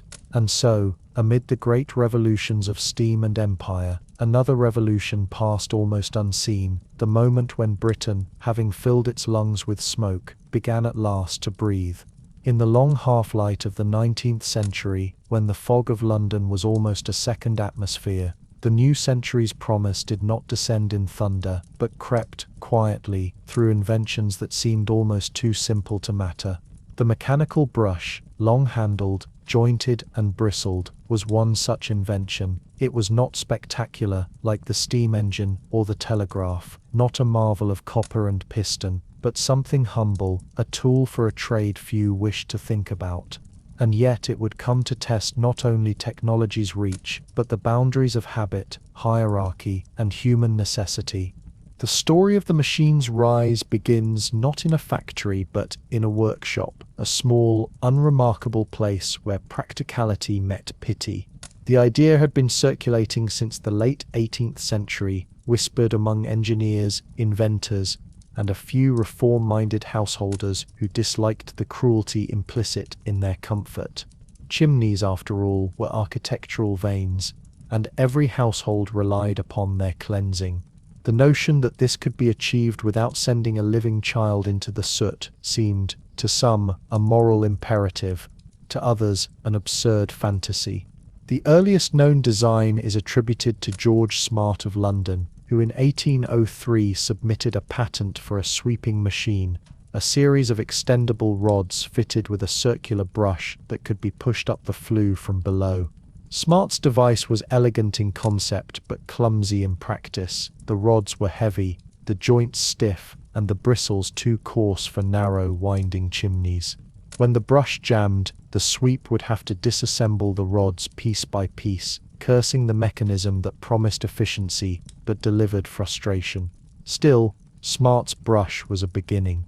Other inventors followed, Joseph Glass among them, whose design, patented in 1828, refined the idea with flexible rods made of whalebone or rattan, materials light enough to bend without breaking. His version resembled a fishing pole in sections, light and springy, capable of navigating the labyrinthine angles of a London townhouse chimney. It was this design that would, in time, define the mechanical era of chimney cleaning. But the machines did not emerge into a vacuum. They entered a world already shaped by soot and labor, by the rhythms of trade and survival. The master sweeps, whose livelihoods depended upon the small, wiry limbs of climbing boys, regarded the machines with suspicion that bordered on contempt. For them, the brush was not an emblem of progress but a threat, a mechanical interloper that endangered not only their income but their mastery. To understand this resistance, one must understand the peculiar hierarchy of the trade. The master sweep was not, in most cases, a wealthy man. He was himself often the product of the soot, a former boy climber who had survived long enough to claim apprentices of his own. His business was humble, his tools few, and his authority absolute within the small world of the flue. He knew every angle of the chimneys he serviced, every turn where soot might catch or smoke might gather. His profession was intimate, tactile, almost anatomical. The introduction of a mechanical brush, then, was not merely an innovation, it was a kind of intrusion, the replacement of experience with mechanism, of touch with steel. Moreover, the economics of the trade left little room for sentiment. A climbing boy could be bound to his master for years, his labor cheap and unquestioning. The brush, by contrast, required purchase, maintenance, and skill. Its rods could splinter or jam, and few households would pay extra for mechanical cleaning when a child's narrow shoulders could still be sent upward for a few pence. The machine might have been humane, but it was not yet economical. In the early years of its introduction, the brush became an object of ridicule among the sweeps. Some called it the gentleman's toy, a contraption for idle reformers who did not understand real work. Others spread rumors that the brush scratched the bricks, damaged the mortar, or failed to reach the uppermost corners of the flue. These claims, though mostly false, carried the weight of habit. For every householder who adopted the mechanical method, 10 more trusted the grim familiarity of the boy and his soot. Still, the brushes improved. Workshops across England began to produce variants, some with telescopic joints, others with adjustable heads that could flatten to squeeze through crooked passages. The material science of the industrial age, so preoccupied with iron and steam, found here a quiet domestic application. Whalebone gave way to flexible steel, hemp cords replaced rattan, the bristles were cut in finer grades. By the 1840s, mechanical cleaning had become a viable trade in its own right, complete with professional associations and advertisements in the papers. And yet, in the poorer districts, the change came slower. In the narrow lanes of Whitechapel or the crowded courts of Manchester, where soot lay thick upon the laundry lines, and the rent collectors came weekly, the masters clung to the old ways. There, the brush was a curiosity perhaps admired at an exhibition, but never purchased.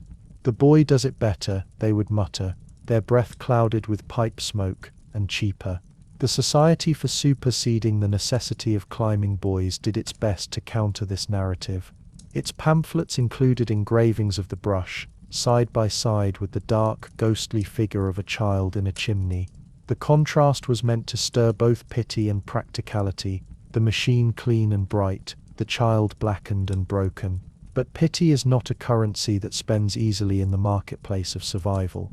There were demonstrations, polite gatherings in church halls or factory courtyards, where reformers displayed the machines in action. The audience would watch as a long rod disappeared into a mock chimney, the bristles turning, the soot falling neatly into trays. The gentlemen would applaud, the ladies would murmur approval, and the master sweeps, if present, would shake their heads. "That's not a real flue," they would say. "Let's see it climb a crooked London stack." And they were not entirely wrong. The earliest brushes, for all their ingenuity, struggled with the irregularities of architecture, the bends and offsets designed centuries earlier to prevent downdrafts or disguise smoke. These flues twisted like veins, some narrowing to a few inches. A brush might scrape through, but only just. For a time even reformers admitted that there were chimneys which no machine could clean. chimneys that, until rebuilt, would demand the small human presence of a climbing boy. Thus, progress and necessity became uneasy neighbors.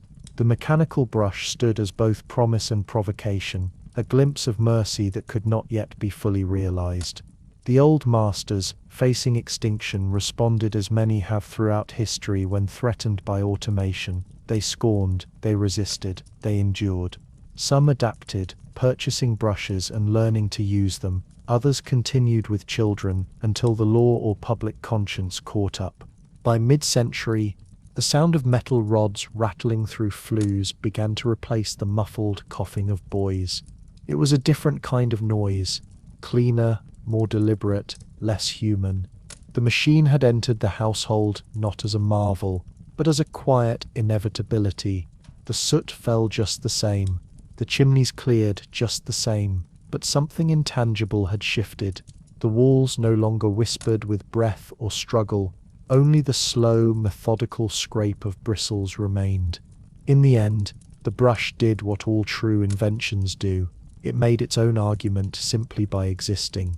And as its joints turned, extending upward into the endless dark of Britain's chimneys, the old world of masters and boys, soot and silence, began slowly and almost imperceptibly to come undone. By the late decades of the 19th century, soot had become more than a substance. It was a language. It clung to brick and bone alike, marking the slow, invisible borders between those who labored and those who rested, between the warmth of a drawing room and the cold of an alley. The industrial age, so proud of its progress, had left a residue that no law or invention could entirely wash away. It was there in the folds of clothing, in the grain of wood, in the lungs of workers, and the white curtains of parlours. London breathed it, wore it, and carried it beneath its fingernails. When reformers wrote of cleanliness and civilization, they meant more than soap and sanitation. Cleanliness was class, and class was geography. The soot settled differently in the city, depending on where one stood. In the east, the air was almost tangible, a grey film that dulled even daylight. Chimneys there burned without pause, feeding the furnaces of the poor, the bakeries, dye houses, forges, and wash houses that kept the city's machinery alive. The rooftops were streaked black, the windows never truly clear. In the west, the soot arrived filtered, a faint haze that softened the edges of stuccoed mansions and the silhouettes of carriage lamps. It was easily brushed away by servants, leaving behind only the faint scent of coal smoke, which the poets called the perfume of progress. Yet even in those polished quarters, every breath carried the faint memory of the factories that fed the city's appetite for warmth and motion. Beneath the pavements, the difference was starker still. The flues of the great houses ran downward as well as up, connecting to vast subterranean networks of drains and ventilation shafts. In those buried arteries, soot mingled with sewage ash and runoff, the true anatomy of Victorian modernity. Engineers mapped them with precision, proud of their efficiency, but rarely considered the symbolism. For the literal waste of progress flowed beneath the city's surface, as its moral waste did beneath its glittering facade. Writers of the time, keen observers of contradiction, began to note the parallel. Charles Dickens, in his Walks Through London, saw soot as both presence and metaphor, a quiet constant that linked all classes by what it obscured. The poor were blackened by it, the rich pretended not to see it. In Bleak House, he described fog and smoke as living forces, seeping into every crevice of law and life, as if the very air were thick with human sympathy and guilt. It was not hyperbole, but an accurate description of a city whose weather had been remade by industry. For the chimney sweeps, soot was both livelihood and curse. Even after the children were freed from the flues, their elder counterparts continued to work, their faces darkened by what had become an inheritance of necessity. They carried it on their skin, as others carried titles or fortunes. The blackness of their trade marked them as distinctly as the fine white gloves of their employers marked theirs. One was the underside of the other, inseparable in function and fortune. It was in this contrast that soot became symbolic, the visible dust of an invisible order. the very substance that enabled warmth, cooking, and comfort also testified to the human cost of those luxuries. The coal that burned in London's grates had been mined by men and children in the north, whose lungs filled with the same dust that later drifted into the capital's parlours. The warmth that softened the hands of the wealthy had passed first through the calloused ones of labourers unseen. Architecturally, soot changed the very face of the city. The bright stone of Georgian terraces darkened over the decades, turning from cream to umber to near black. In photographs of mid-Victorian London, buildings appear ancient though barely 50 years old, their facades veiled in grime. Painters adjusted their palettes, poets adjusted their metaphors, even the sunlight seemed different, filtered, diffused, caught in a permanent dusk. The world was not merely darker, it was denser, filled with particles that carried both warmth and warning. And yet, among the wealthy, there persisted a fascination with the aesthetic of soot. The smog became romanticized, London particular, they called it, as though the fog were a local delicacy. Artists painted the misted bridges of the Thames, the gaslights glowing through smoke, the silhouettes of factory chimneys rising like cathedrals of progress. In their canvases, the air shimmered with beauty. In reality, it choked with residue. Meanwhile, the working districts lived in soot as fish live in water, aware of it only when it thickened to the point of suffocation. The washhouses ran constantly, their steam fighting the grime but never defeating it. Mothers scrubbed their children's faces raw, knowing they would be blackened again by evening. Inside their homes, soot settled on bread, on bedding, on the pages of family Bibles. It was an intimacy of poverty, the kind that cannot be fully understood by those who live above it. Medical journals began to note the consequences. Soot wart, a form of skin cancer first observed in chimney sweeps, became one of the earliest recognized occupational diseases. The condition scarred and disfigured, yet it rarely drew sympathy beyond the hospital ward. Physicians discussed it clinically, dispassionately, as if it were an abstract problem rather than a sentence. It was the price of warmth, recorded in Latin. Even the language of morality absorbed the imagery. Cleanliness became synonymous with virtue, blackness with vice. The metaphors of purity and pollution that had once belonged to theology now belonged to class. To be respectable was to be clean, not only in body but in profession, in address, in accent. Those who laboured in soot were spoken of as dirty, long after they had washed their hands. The residue of coal had become the residue of stigma, and yet in some quiet sense, soot united the city. It was democratic in its reach, settling on mansions and tenements alike. When the great fogs rolled in, those thick, amber mists that turned noon into dusk, even the wealthiest Londoners were forced to grope through the dark like everyone else. In those moments, the city became briefly equal, its divisions obscured by the very substance that had created them. Visibility dissolved, the outlines of class blurred, but only for a while. When the fog lifted, the old shapes reappeared, cleaner on one side, blacker on the other. The reformers, for all their victories, could not sweep away the metaphor. The soot beneath the city remained, not in the chimneys now, but in the memory of work, in the moral understructure of modern life. The machines had replaced the children, yes, but they had not replaced the system that required someone, somewhere, to darken their hands so that others might keep theirs clean.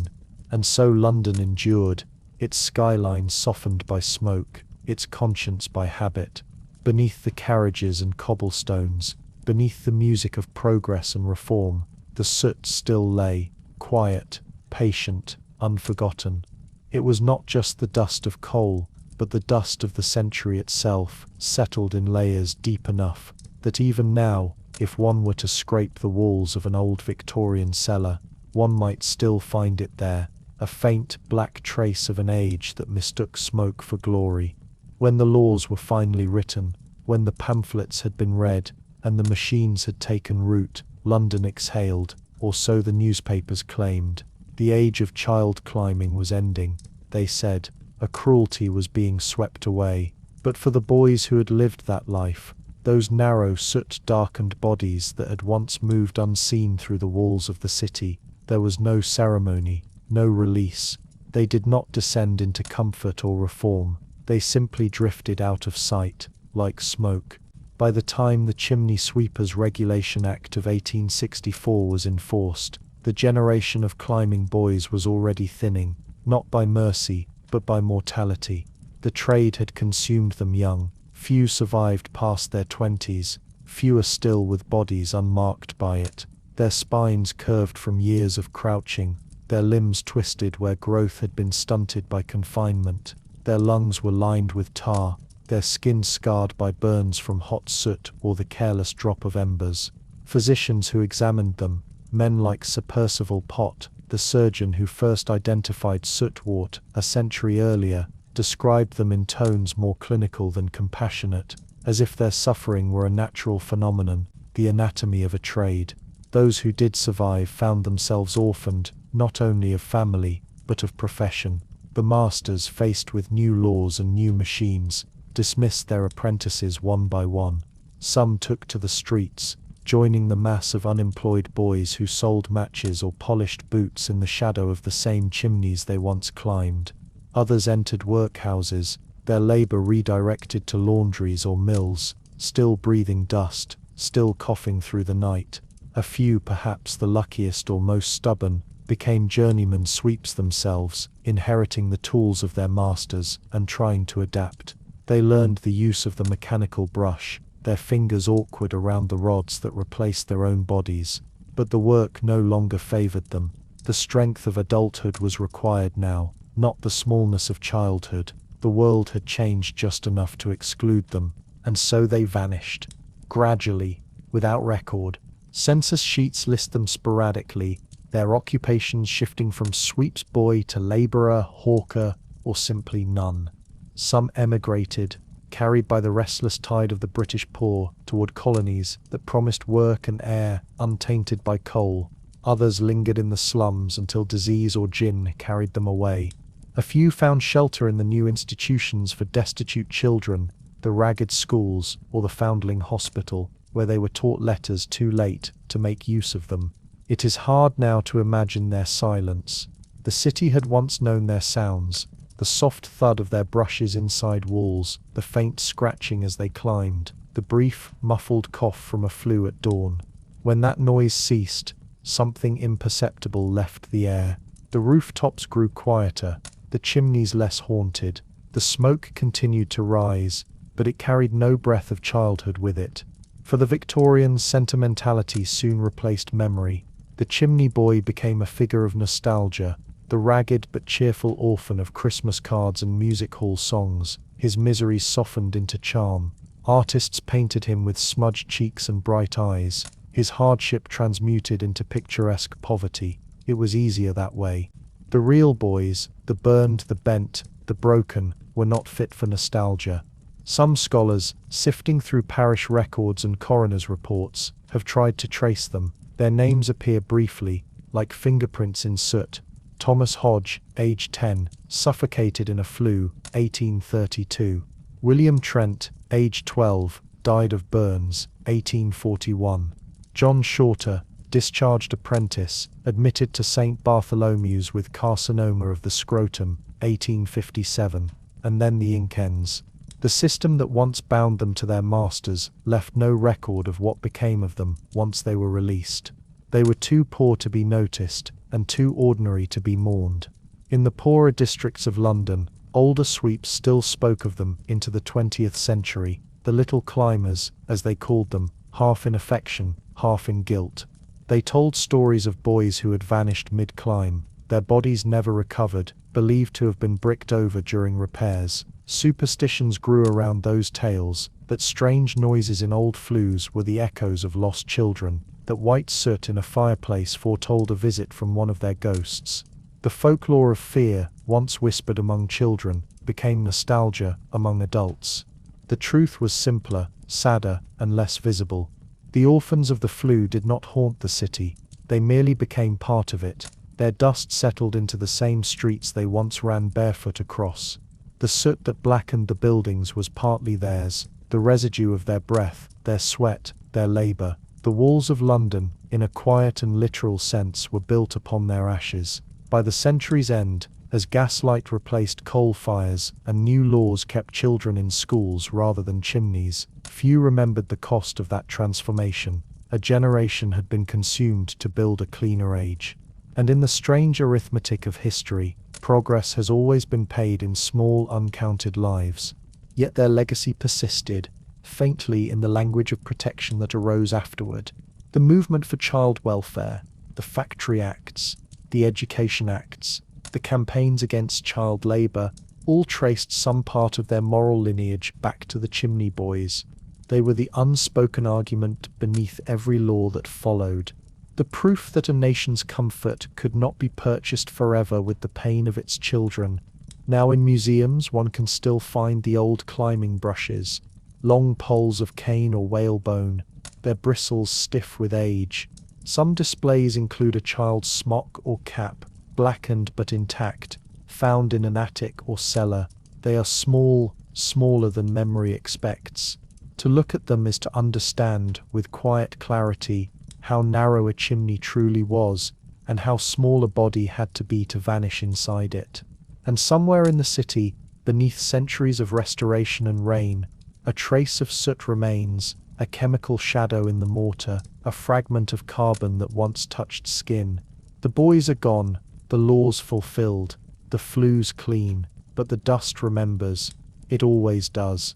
By the mid-19th century, as industry reshaped the landscape and the era of the climbing boy began to fade, the chimney took on a life of its own, not just as an architectural necessity, but as an emblem woven deep into the Victorian imagination.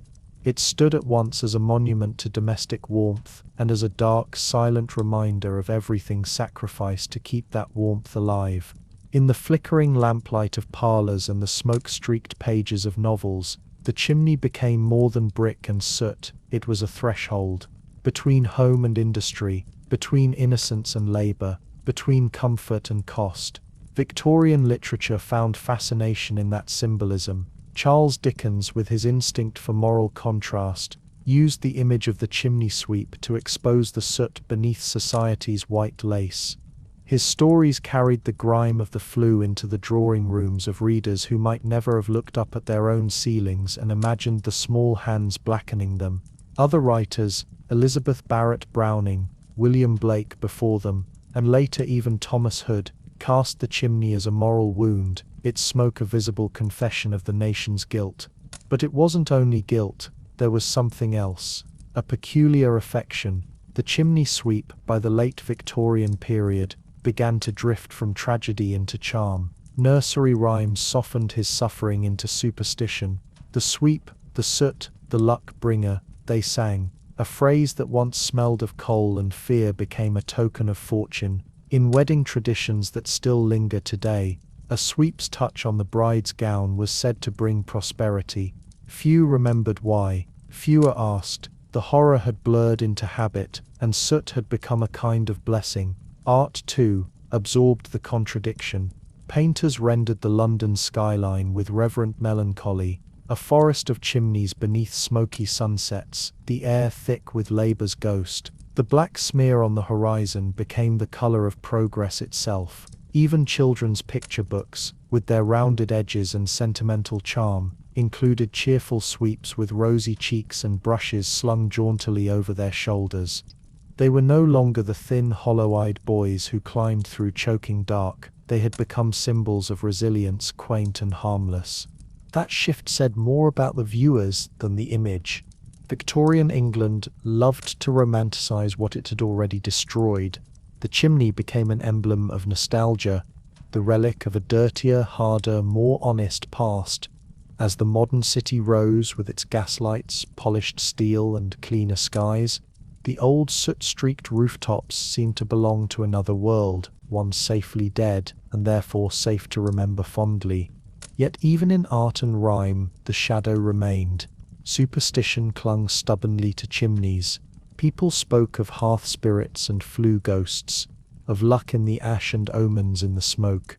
A chimney that refused to draw properly was not merely a mechanical flaw, it was an ill sign, a bad spirit trapped. and when a sweep appeared at the door, his blackened face was as much a talisman as a tradesman's. The line between blessing and curse had blurred. The chimney's duality mirrored the Victorian mind itself: progress and penance, prosperity and pollution. It was the lung of the city, exhaling its ambition, inhaling its guilt. To look at a chimney was to see both comfort and consumption, warmth and waste, innocence and industry. Every puff of smoke was a confession of what was burning below. By centuries' end, the image of the chimney had become a shorthand for the age: tall, dark, unrelenting, rising from a foundation of labor unseen. Poets and reformers alike pointed to it as both miracle and memento mori. It stood in skylines, in songs, in the collective conscience, its meaning shifting with the winds. And perhaps that is why the chimney endures in our imagination even now, long after its fires have cooled and its children have vanished. It represents something hauntingly human: the desire to rise, even through smoke, to build warmth, even from burning, to make beauty from the residue of what nearly destroyed us. Because in the end, every home needs its heart, and every heart its shadow. The Victorians found both in the chimney. From above, Victorian London did not appear as a collection of streets, but as an organism, vast, restless and alive. The rooftops stretched endlessly, slanting and uneven, each one crowned with clusters of chimneys, each flue a mouth that exhaled the pulse of the city. Smoke drifted from them in slow, ceaseless waves, a grey respiration that thickened the sky and blurred the edges of day. It was not wind that moved across London, but breath, the steady inhalation and exhalation of a civilization built on fire and ash. At dawn, when the bells of St. Paul's tolled faintly through the fog, the chimneys began their murmuring. Thousands of them, scattered across tenements and townhouses, factories and schools, each releasing its own quiet sigh. Coal fires roared to life in kitchen hearths and factory furnaces alike, and the city began to wake, not abruptly, but with a kind of exhausted continuity. There was no moment of stillness, no hour when all the fires went cold. London breathed even in sleep. From the spire of some distant church, an observer might have seen it, the city's great grey tide, rising and curling and sinking again. The smoke carried the story of every household and workshop: the baker's oven, the smith's forge, the domestic hearth, where tea boiled in a blackened kettle. And yet, seen from above, all distinctions vanished. The soot of the rich and the soot of the poor mingled freely in the air, each contributing to the same thick canopy. It was perhaps the only place in Victorian London where class truly dissolved, in the sky, where smoke forgot who made it. As the morning brightened, the light struggled to reach the ground. Sunlight was filtered through 1,000 layers of vapor and grit, softening into a strange amber haze that clung to the windows and turned puddles into mirrors of smoke. In the narrow lanes of Southwark and Whitechapel, the air was dense enough to taste, an iron bitterness that coated the tongue and lungs alike. Horses coughed, lamplighters worked long into the day, and mothers wiped soot from window panes that would blacken again within the hour. It was a city perpetually half visible, half dreamed. The outlines of buildings softened, rivers became ribbons of shadow, and even time seemed to slow under the thick air. The smell of coal became a kind of calendar. One could tell the season, the hour, even the district by its strength. In winter, the city's breath grew heavy, curling low over rooftops, filling alleys with a sour chill. In summer, it rose higher, thin and lazy, fading into a pale sky that never quite cleared. Writers of the age tried to capture this atmosphere, but words always seemed too light for it. Dickens called it a fog, but it was more deliberate than that. A fog made by hands, fed by labor. Painters, too, tried to render its density, their canvases streaked with grey upon grey, the light fading like memory.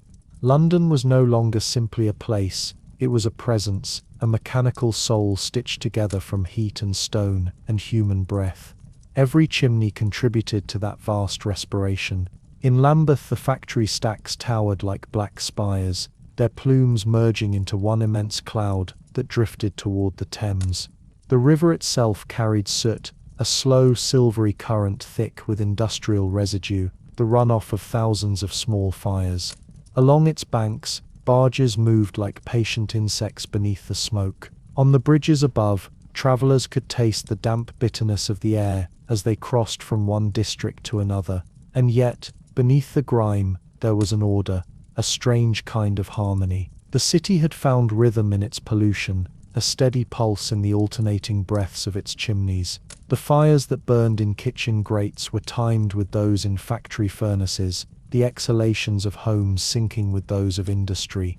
The empire itself seemed to draw its breath from London's lungs, a network of combustion that stretched outward, feeding ships and trains and workshops across the globe.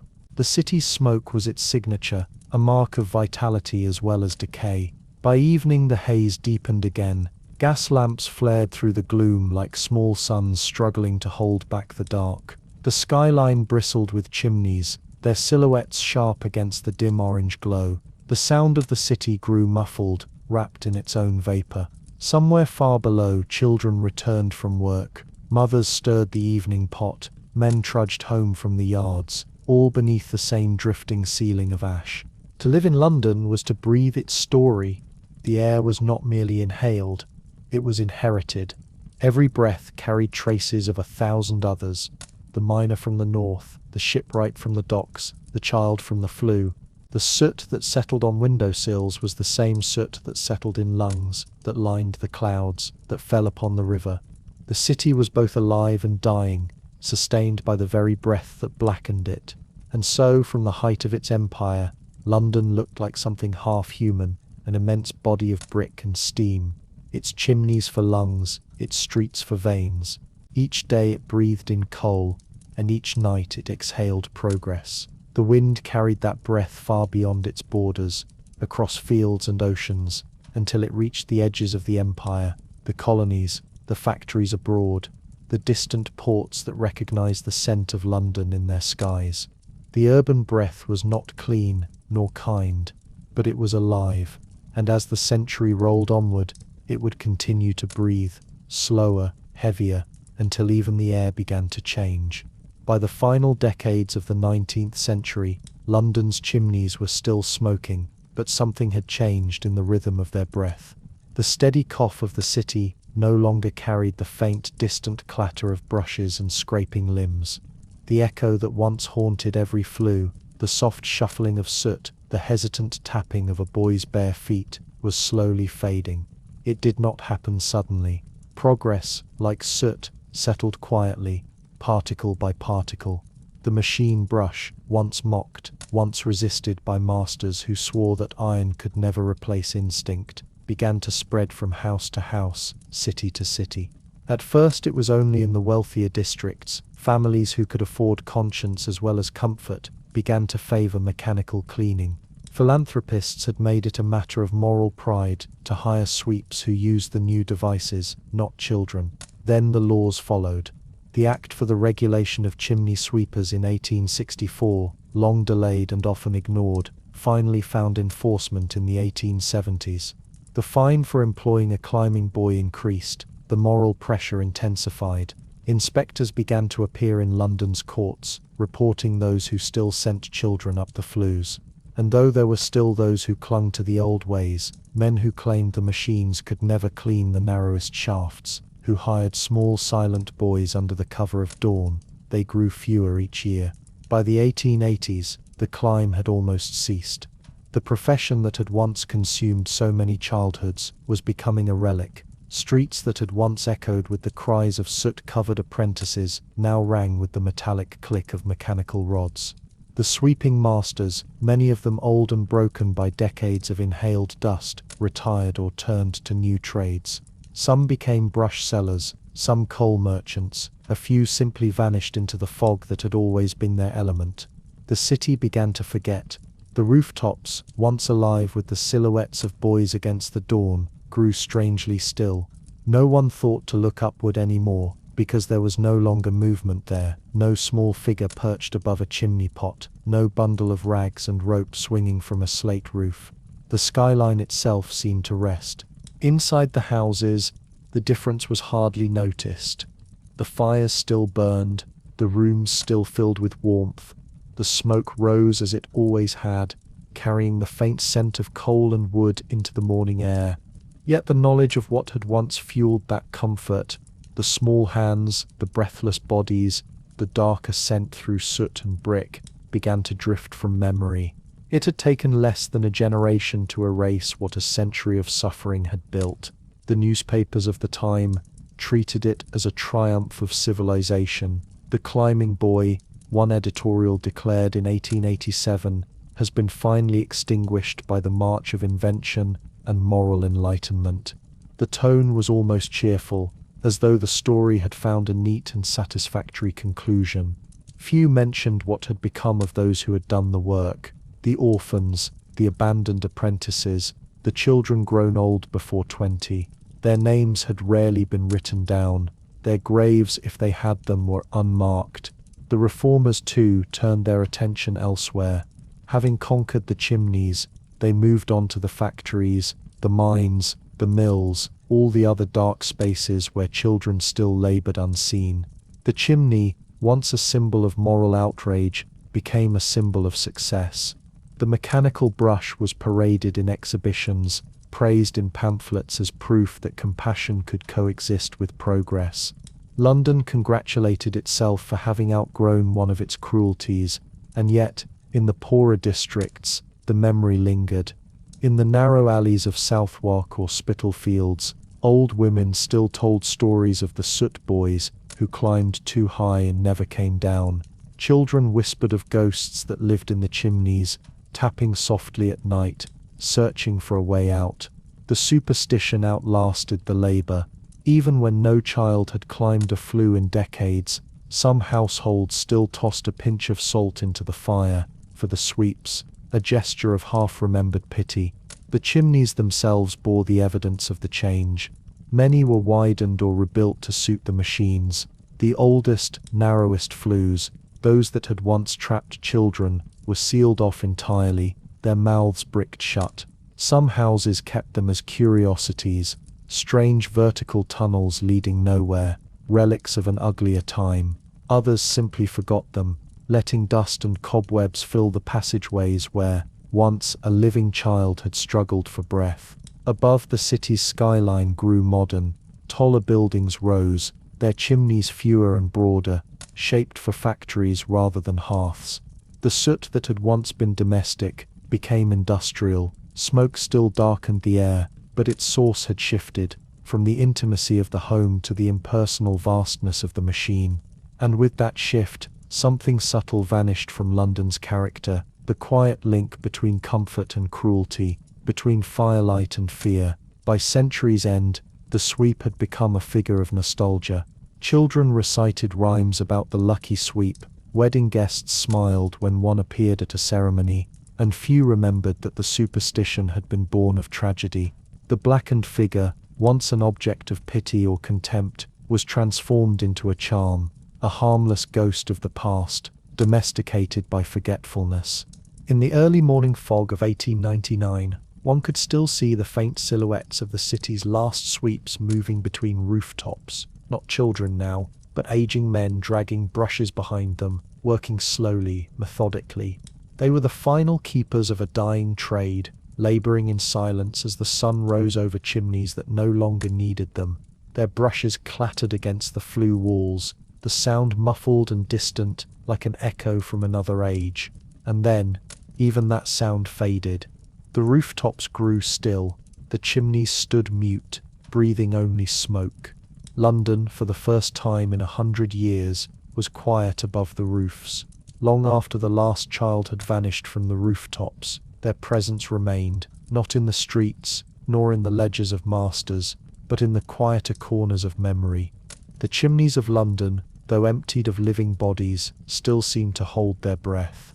People said that on still nights, when the wind turned and the city hushed, one could hear a faint sound from the flues, the rustle of soot, the echo of a brush, the sigh of a small figure moving upward through darkness. It was not proof that anyone wanted, but comfort, the strange, guilty comfort that comes from believing the past has not entirely gone. The Victorian mind, for all its faith in progress, could not let go of superstition. The figure of the chimney child slipped easily from fact into folklore, becoming both ghost and guardian. Housemaids whispered that if you left a crust of bread by the hearth, the spirit of a sweep would keep your chimney clear. Others said that a sweep's ghost might bring good fortune, a superstition that transformed slowly into the custom of hiring sweeps to bless weddings. The blackened man, once a symbol of poverty and peril, became an emblem of luck. In the alleys of Whitechapel and Lambeth, where the past clung thickest, ghost stories thrived. Some told of pale shapes crawling from the flues at midnight, the faces of children dusted with ash, their eyes wide and empty. Others spoke of tapping sounds within sealed chimneys, the restless scratching of boys who had died inside. These stories were told, not with terror, but with tenderness, the kind of horror softened by time, transformed into melancholy. Photographs from the early years of the camera preserved what the stories only hinted at. In the archives of the city, there remain images of chimney sweeps, stiff, formal portraits taken in daylight, their faces ghostly with soot, their eyes unreadable. Many were no older than 10. Their brushes and rods stand beside them, like trophies of endurance, their expressions neither proud nor afraid. The long exposure times of early photography gave their stillness an unnatural solemnity, as though the camera itself sensed that it was recording a vanishing species. When those photographs reappeared, decades later in exhibitions and books, they were treated with nostalgia. Viewers remarked on the quaintness of their attire, the innocent dirtiness of the children, the charm of a bygone trade. Few looked closely enough to see the burns, the twisted shoulders, the hollowness beneath the soot. The image had become safer than the truth. Meanwhile, folklore and fiction wove the sweep into myth. The ghost of the chimney boy appeared in Victorian penny dreadfuls, in Christmas tales, even in gentle moral stories for children. He was sometimes a spirit of kindness, sometimes of warning, a reminder to keep the hearth clean, to treat servants fairly, to value light over darkness. By the time the 20th century arrived, the sweep's story had softened almost beyond recognition. He had become a figure of charm, a symbol of resilience and luck. Still, there were traces that refused to fade. In certain older houses, especially those that had not been modernized, residents spoke of cold spots near sealed fireplaces, of strange drafts and faint soot smells with no source. Superstition turned these small inconveniences into hauntings. The flu child, they said, had not yet been freed. Parish records and coroner's reports confirmed that some chimneys had indeed been sealed with bodies still inside. Children wedged too deep to recover, their names unrecorded. Memory perhaps had good reason to stir uneasily. In time, museums began to collect remnants of the trade, brushes, sacks, soot-stained clothing, and even the tiny apprenticeships ledgers once used to sign away childhoods. These objects were placed in glass cases, labeled with neat captions, and displayed for school children who peered through the reflections, half interested, half confused. To them, the sweep was as distant as a knight or a pharaoh, a character from a world too dim to imagine. The curators wrote careful notes about labor reform and industrial progress. No one wrote about the fear of the dark or the taste of soot in the back of the throat. And yet, every so often, the story flickered back to life, in a painting, in a novel, in a line of verse. The chimney as a symbol refused to stay quiet. Artists continued to find in its black interior a metaphor for the things London had buried: poverty, ambition, innocence and loss. In this way, the flues themselves became memorials, their bricks holding not just smoke but sorrow. If one could peel back the walls of the old houses and listen, perhaps the chimneys would still tell their stories. The soot has memory, the air, a faint vibration of what once passed through it. Each grain of ash that settled on the city's roofs carried a trace of breath, the breath of those who climbed, those who burned, those who built the warmth that others enjoyed. By the time the 20th century's electric hearths arrived, the last real chimneys had fallen silent. Their purpose was gone, but their echoes endured. In winter, when the fog gathered low and the streets grew dim, people would still glance at the old rooftops and feel, for just a moment, that the city was breathing differently, that something in the air was remembering itself. And somewhere in that remembrance, in the lingering smell of coal, in the superstition of the lucky sweep, in the sepia gaze of a child's photograph, the flue still whispered. In a quiet wing of the city's museum, behind glass polished to a sterile gleam, the age of soot lives again, not as smoke, not as breath, but as relic.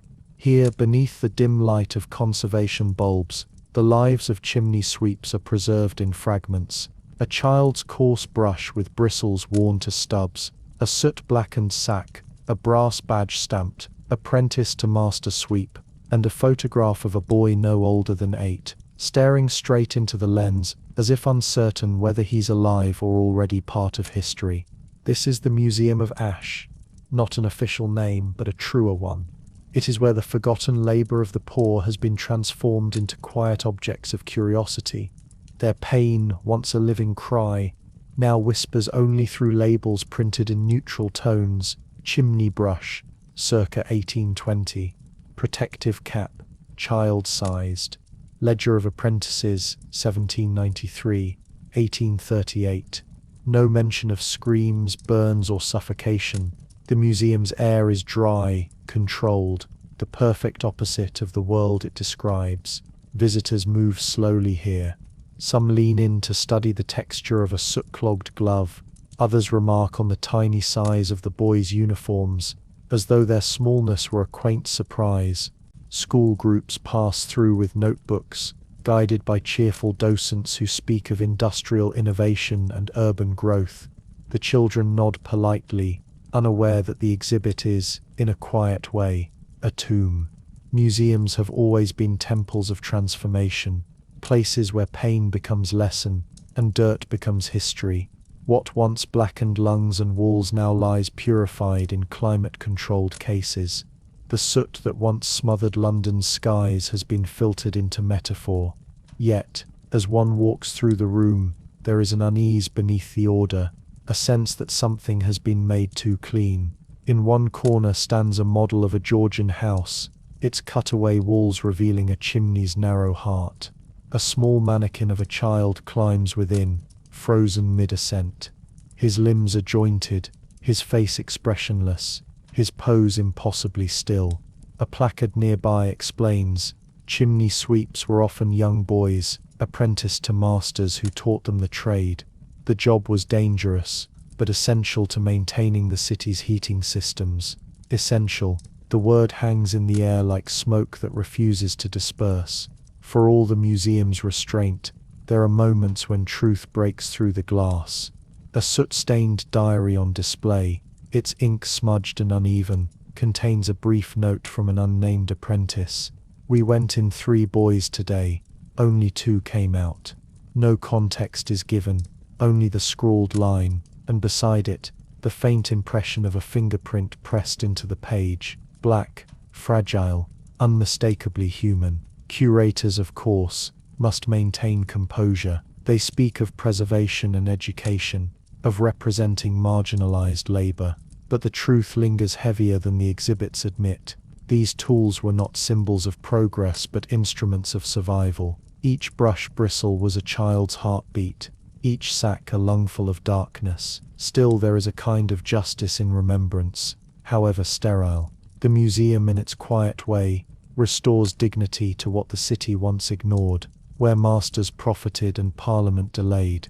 Historians now catalogue and interpret. Their reverence may be clinical, but it is still reverence. They have taken soot, once the city's waste, and given it meaning. Outside the glass, the world has forgotten the smell of burning coal. The chimneys that once defined London's skyline have become quaint ornaments on preserved townhouses or repurposed cafes. Yet here, within these rooms, the past refuses to vanish completely.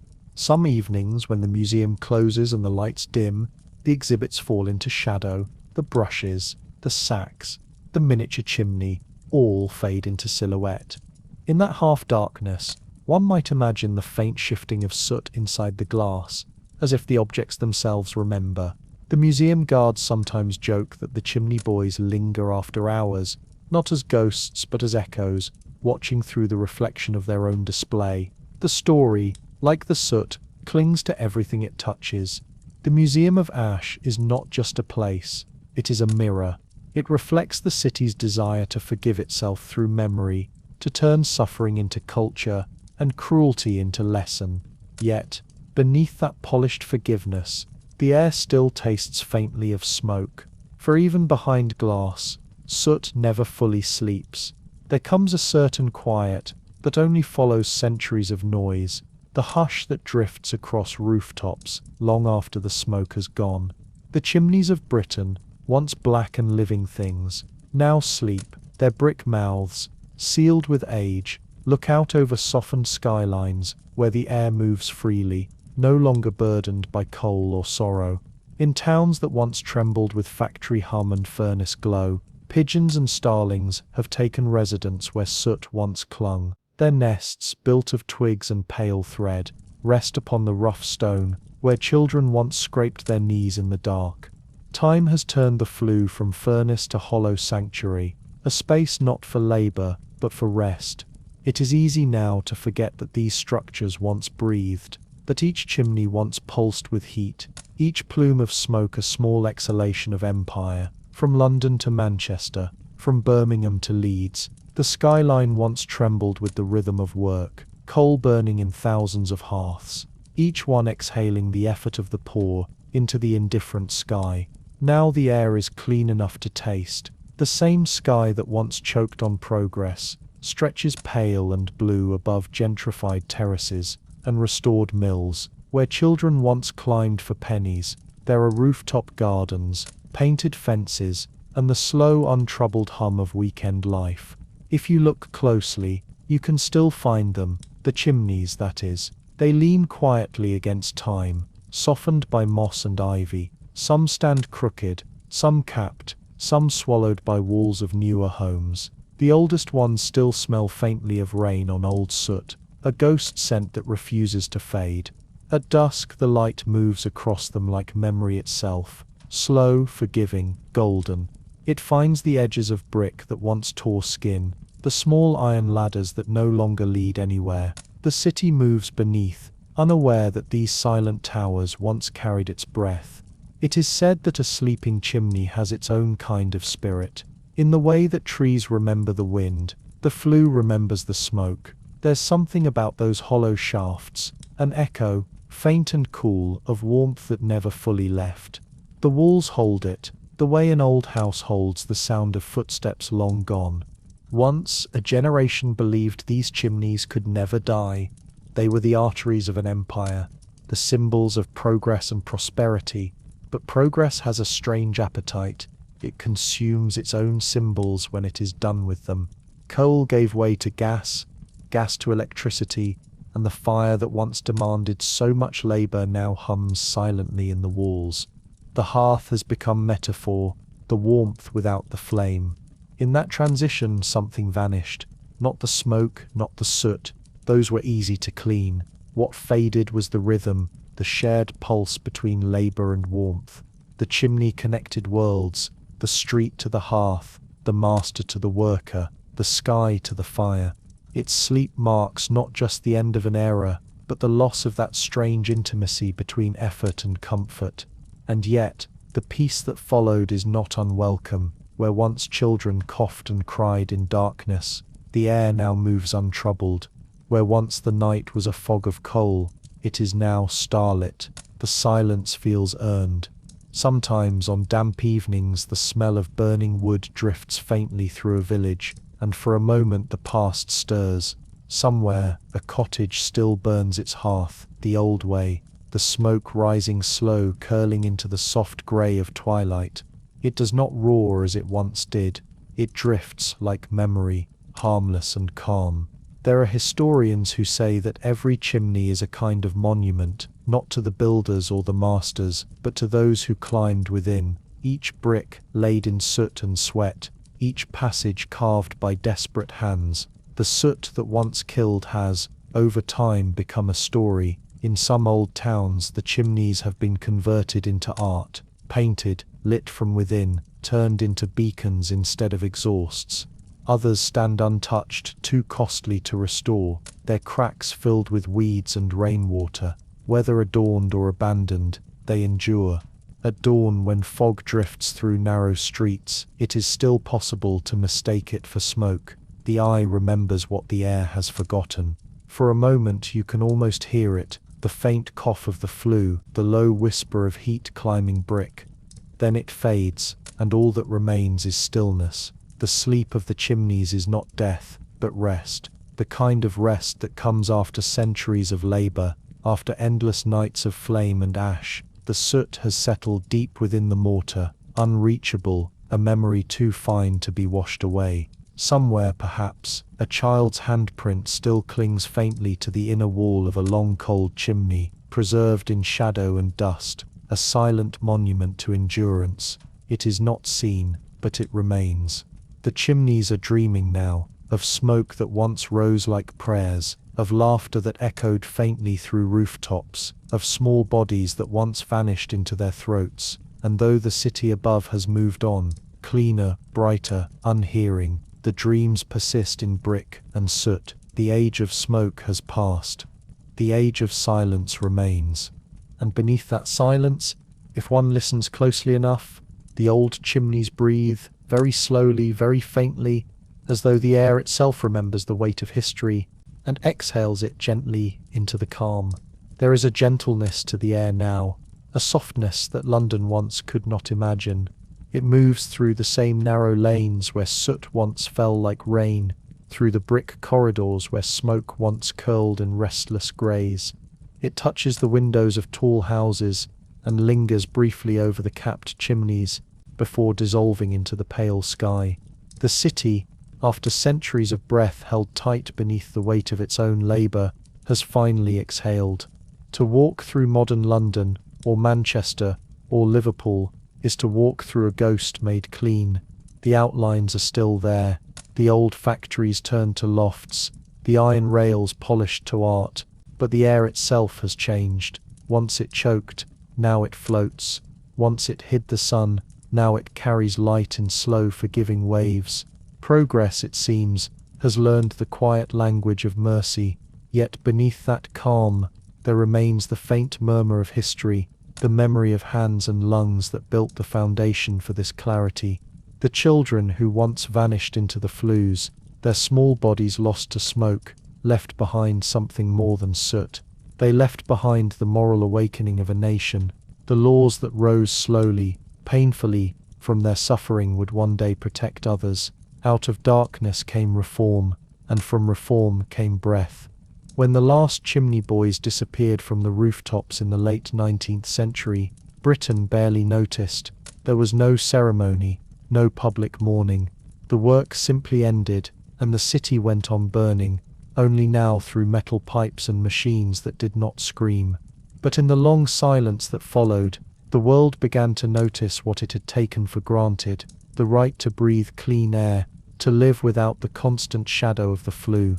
Clean air, once the privilege of the countryside, became the quiet goal of progress. Slowly, cities learned to make space for the invisible, to measure what cannot be seen, to value what cannot be touched. The chimneys that had once defined power and production became relics of something too heavy to carry forward. Their soot, once the sign of wealth, turned into a mark of shame. Now, in the still mornings of modern Britain, mist rises from the Thames instead of smoke. The sky, pale and reflective, carries the same slow rhythm as the old days, but without the weight. The towers and steeples still stand, but the air around them is open, unburdened. It is easy to imagine that the city itself dreams of the days before coal, before noise, before the price of progress was counted in children's breaths. And yet, perhaps the city also dreams of those who made that dream possible. For every clean gust that moves between buildings, for every bird that circles a sleeping chimney, there is a trace, faint, invisible, but certain, of what came before. The soot is gone from the sky, but it lives in the soil, in the old mortar, In the archives where names were recorded and forgotten, history does not vanish, it only softens, blending into the air until it becomes the very thing we depend on without thinking. In this quiet age, the chimneys stand as monuments without inscriptions. Their bricks are warm in the afternoon sun, cool in the evening shade. They hold no fire, no voices, only the calm weight of endurance. Some lean slightly, as if bowing to time. Others rise perfectly straight, their crowns blackened but dignified. Together they keep the city's oldest rhythm, stillness after labor, silence after smoke. There are nights when the wind moves in such a way that it seems to echo the sound of the past, not the roar of industry, but a faint hum, a lullaby of survival. The same air that once carried ash now carries memory, dispersing it gently across generations that no longer feel the grime beneath their nails. Clean air was not born from purity, it was earned from exhaustion. It came after centuries of black lungs and burning hearths, after reformers and laws and quiet acts of mercy. It is, in its way, the city's truest monument, invisible, shared and sacred. The chimneys sleep now, but their legacy rises with every breath the city takes. If you stand beneath one on a windless day and look upward, the opening seems endless, a tunnel from the earth to the sky. It is easy to imagine the smoke returning, curling upward as it once did, before vanishing into blue. But it never comes. The air remains clear. The city dreams on, untroubled, and perhaps that is the final kindness history can offer. Not redemption, not grandeur, but rest. The soot has settled, the tools have rusted, the cries have faded into whispers of wind. What remains is air, clean, unseen, and full of memory. The children are gone, but their absence is not emptiness. It is the breath of the world, moving freely at last through the chimneys of the sky. The city breathes, and in that breath, the past finally sleeps.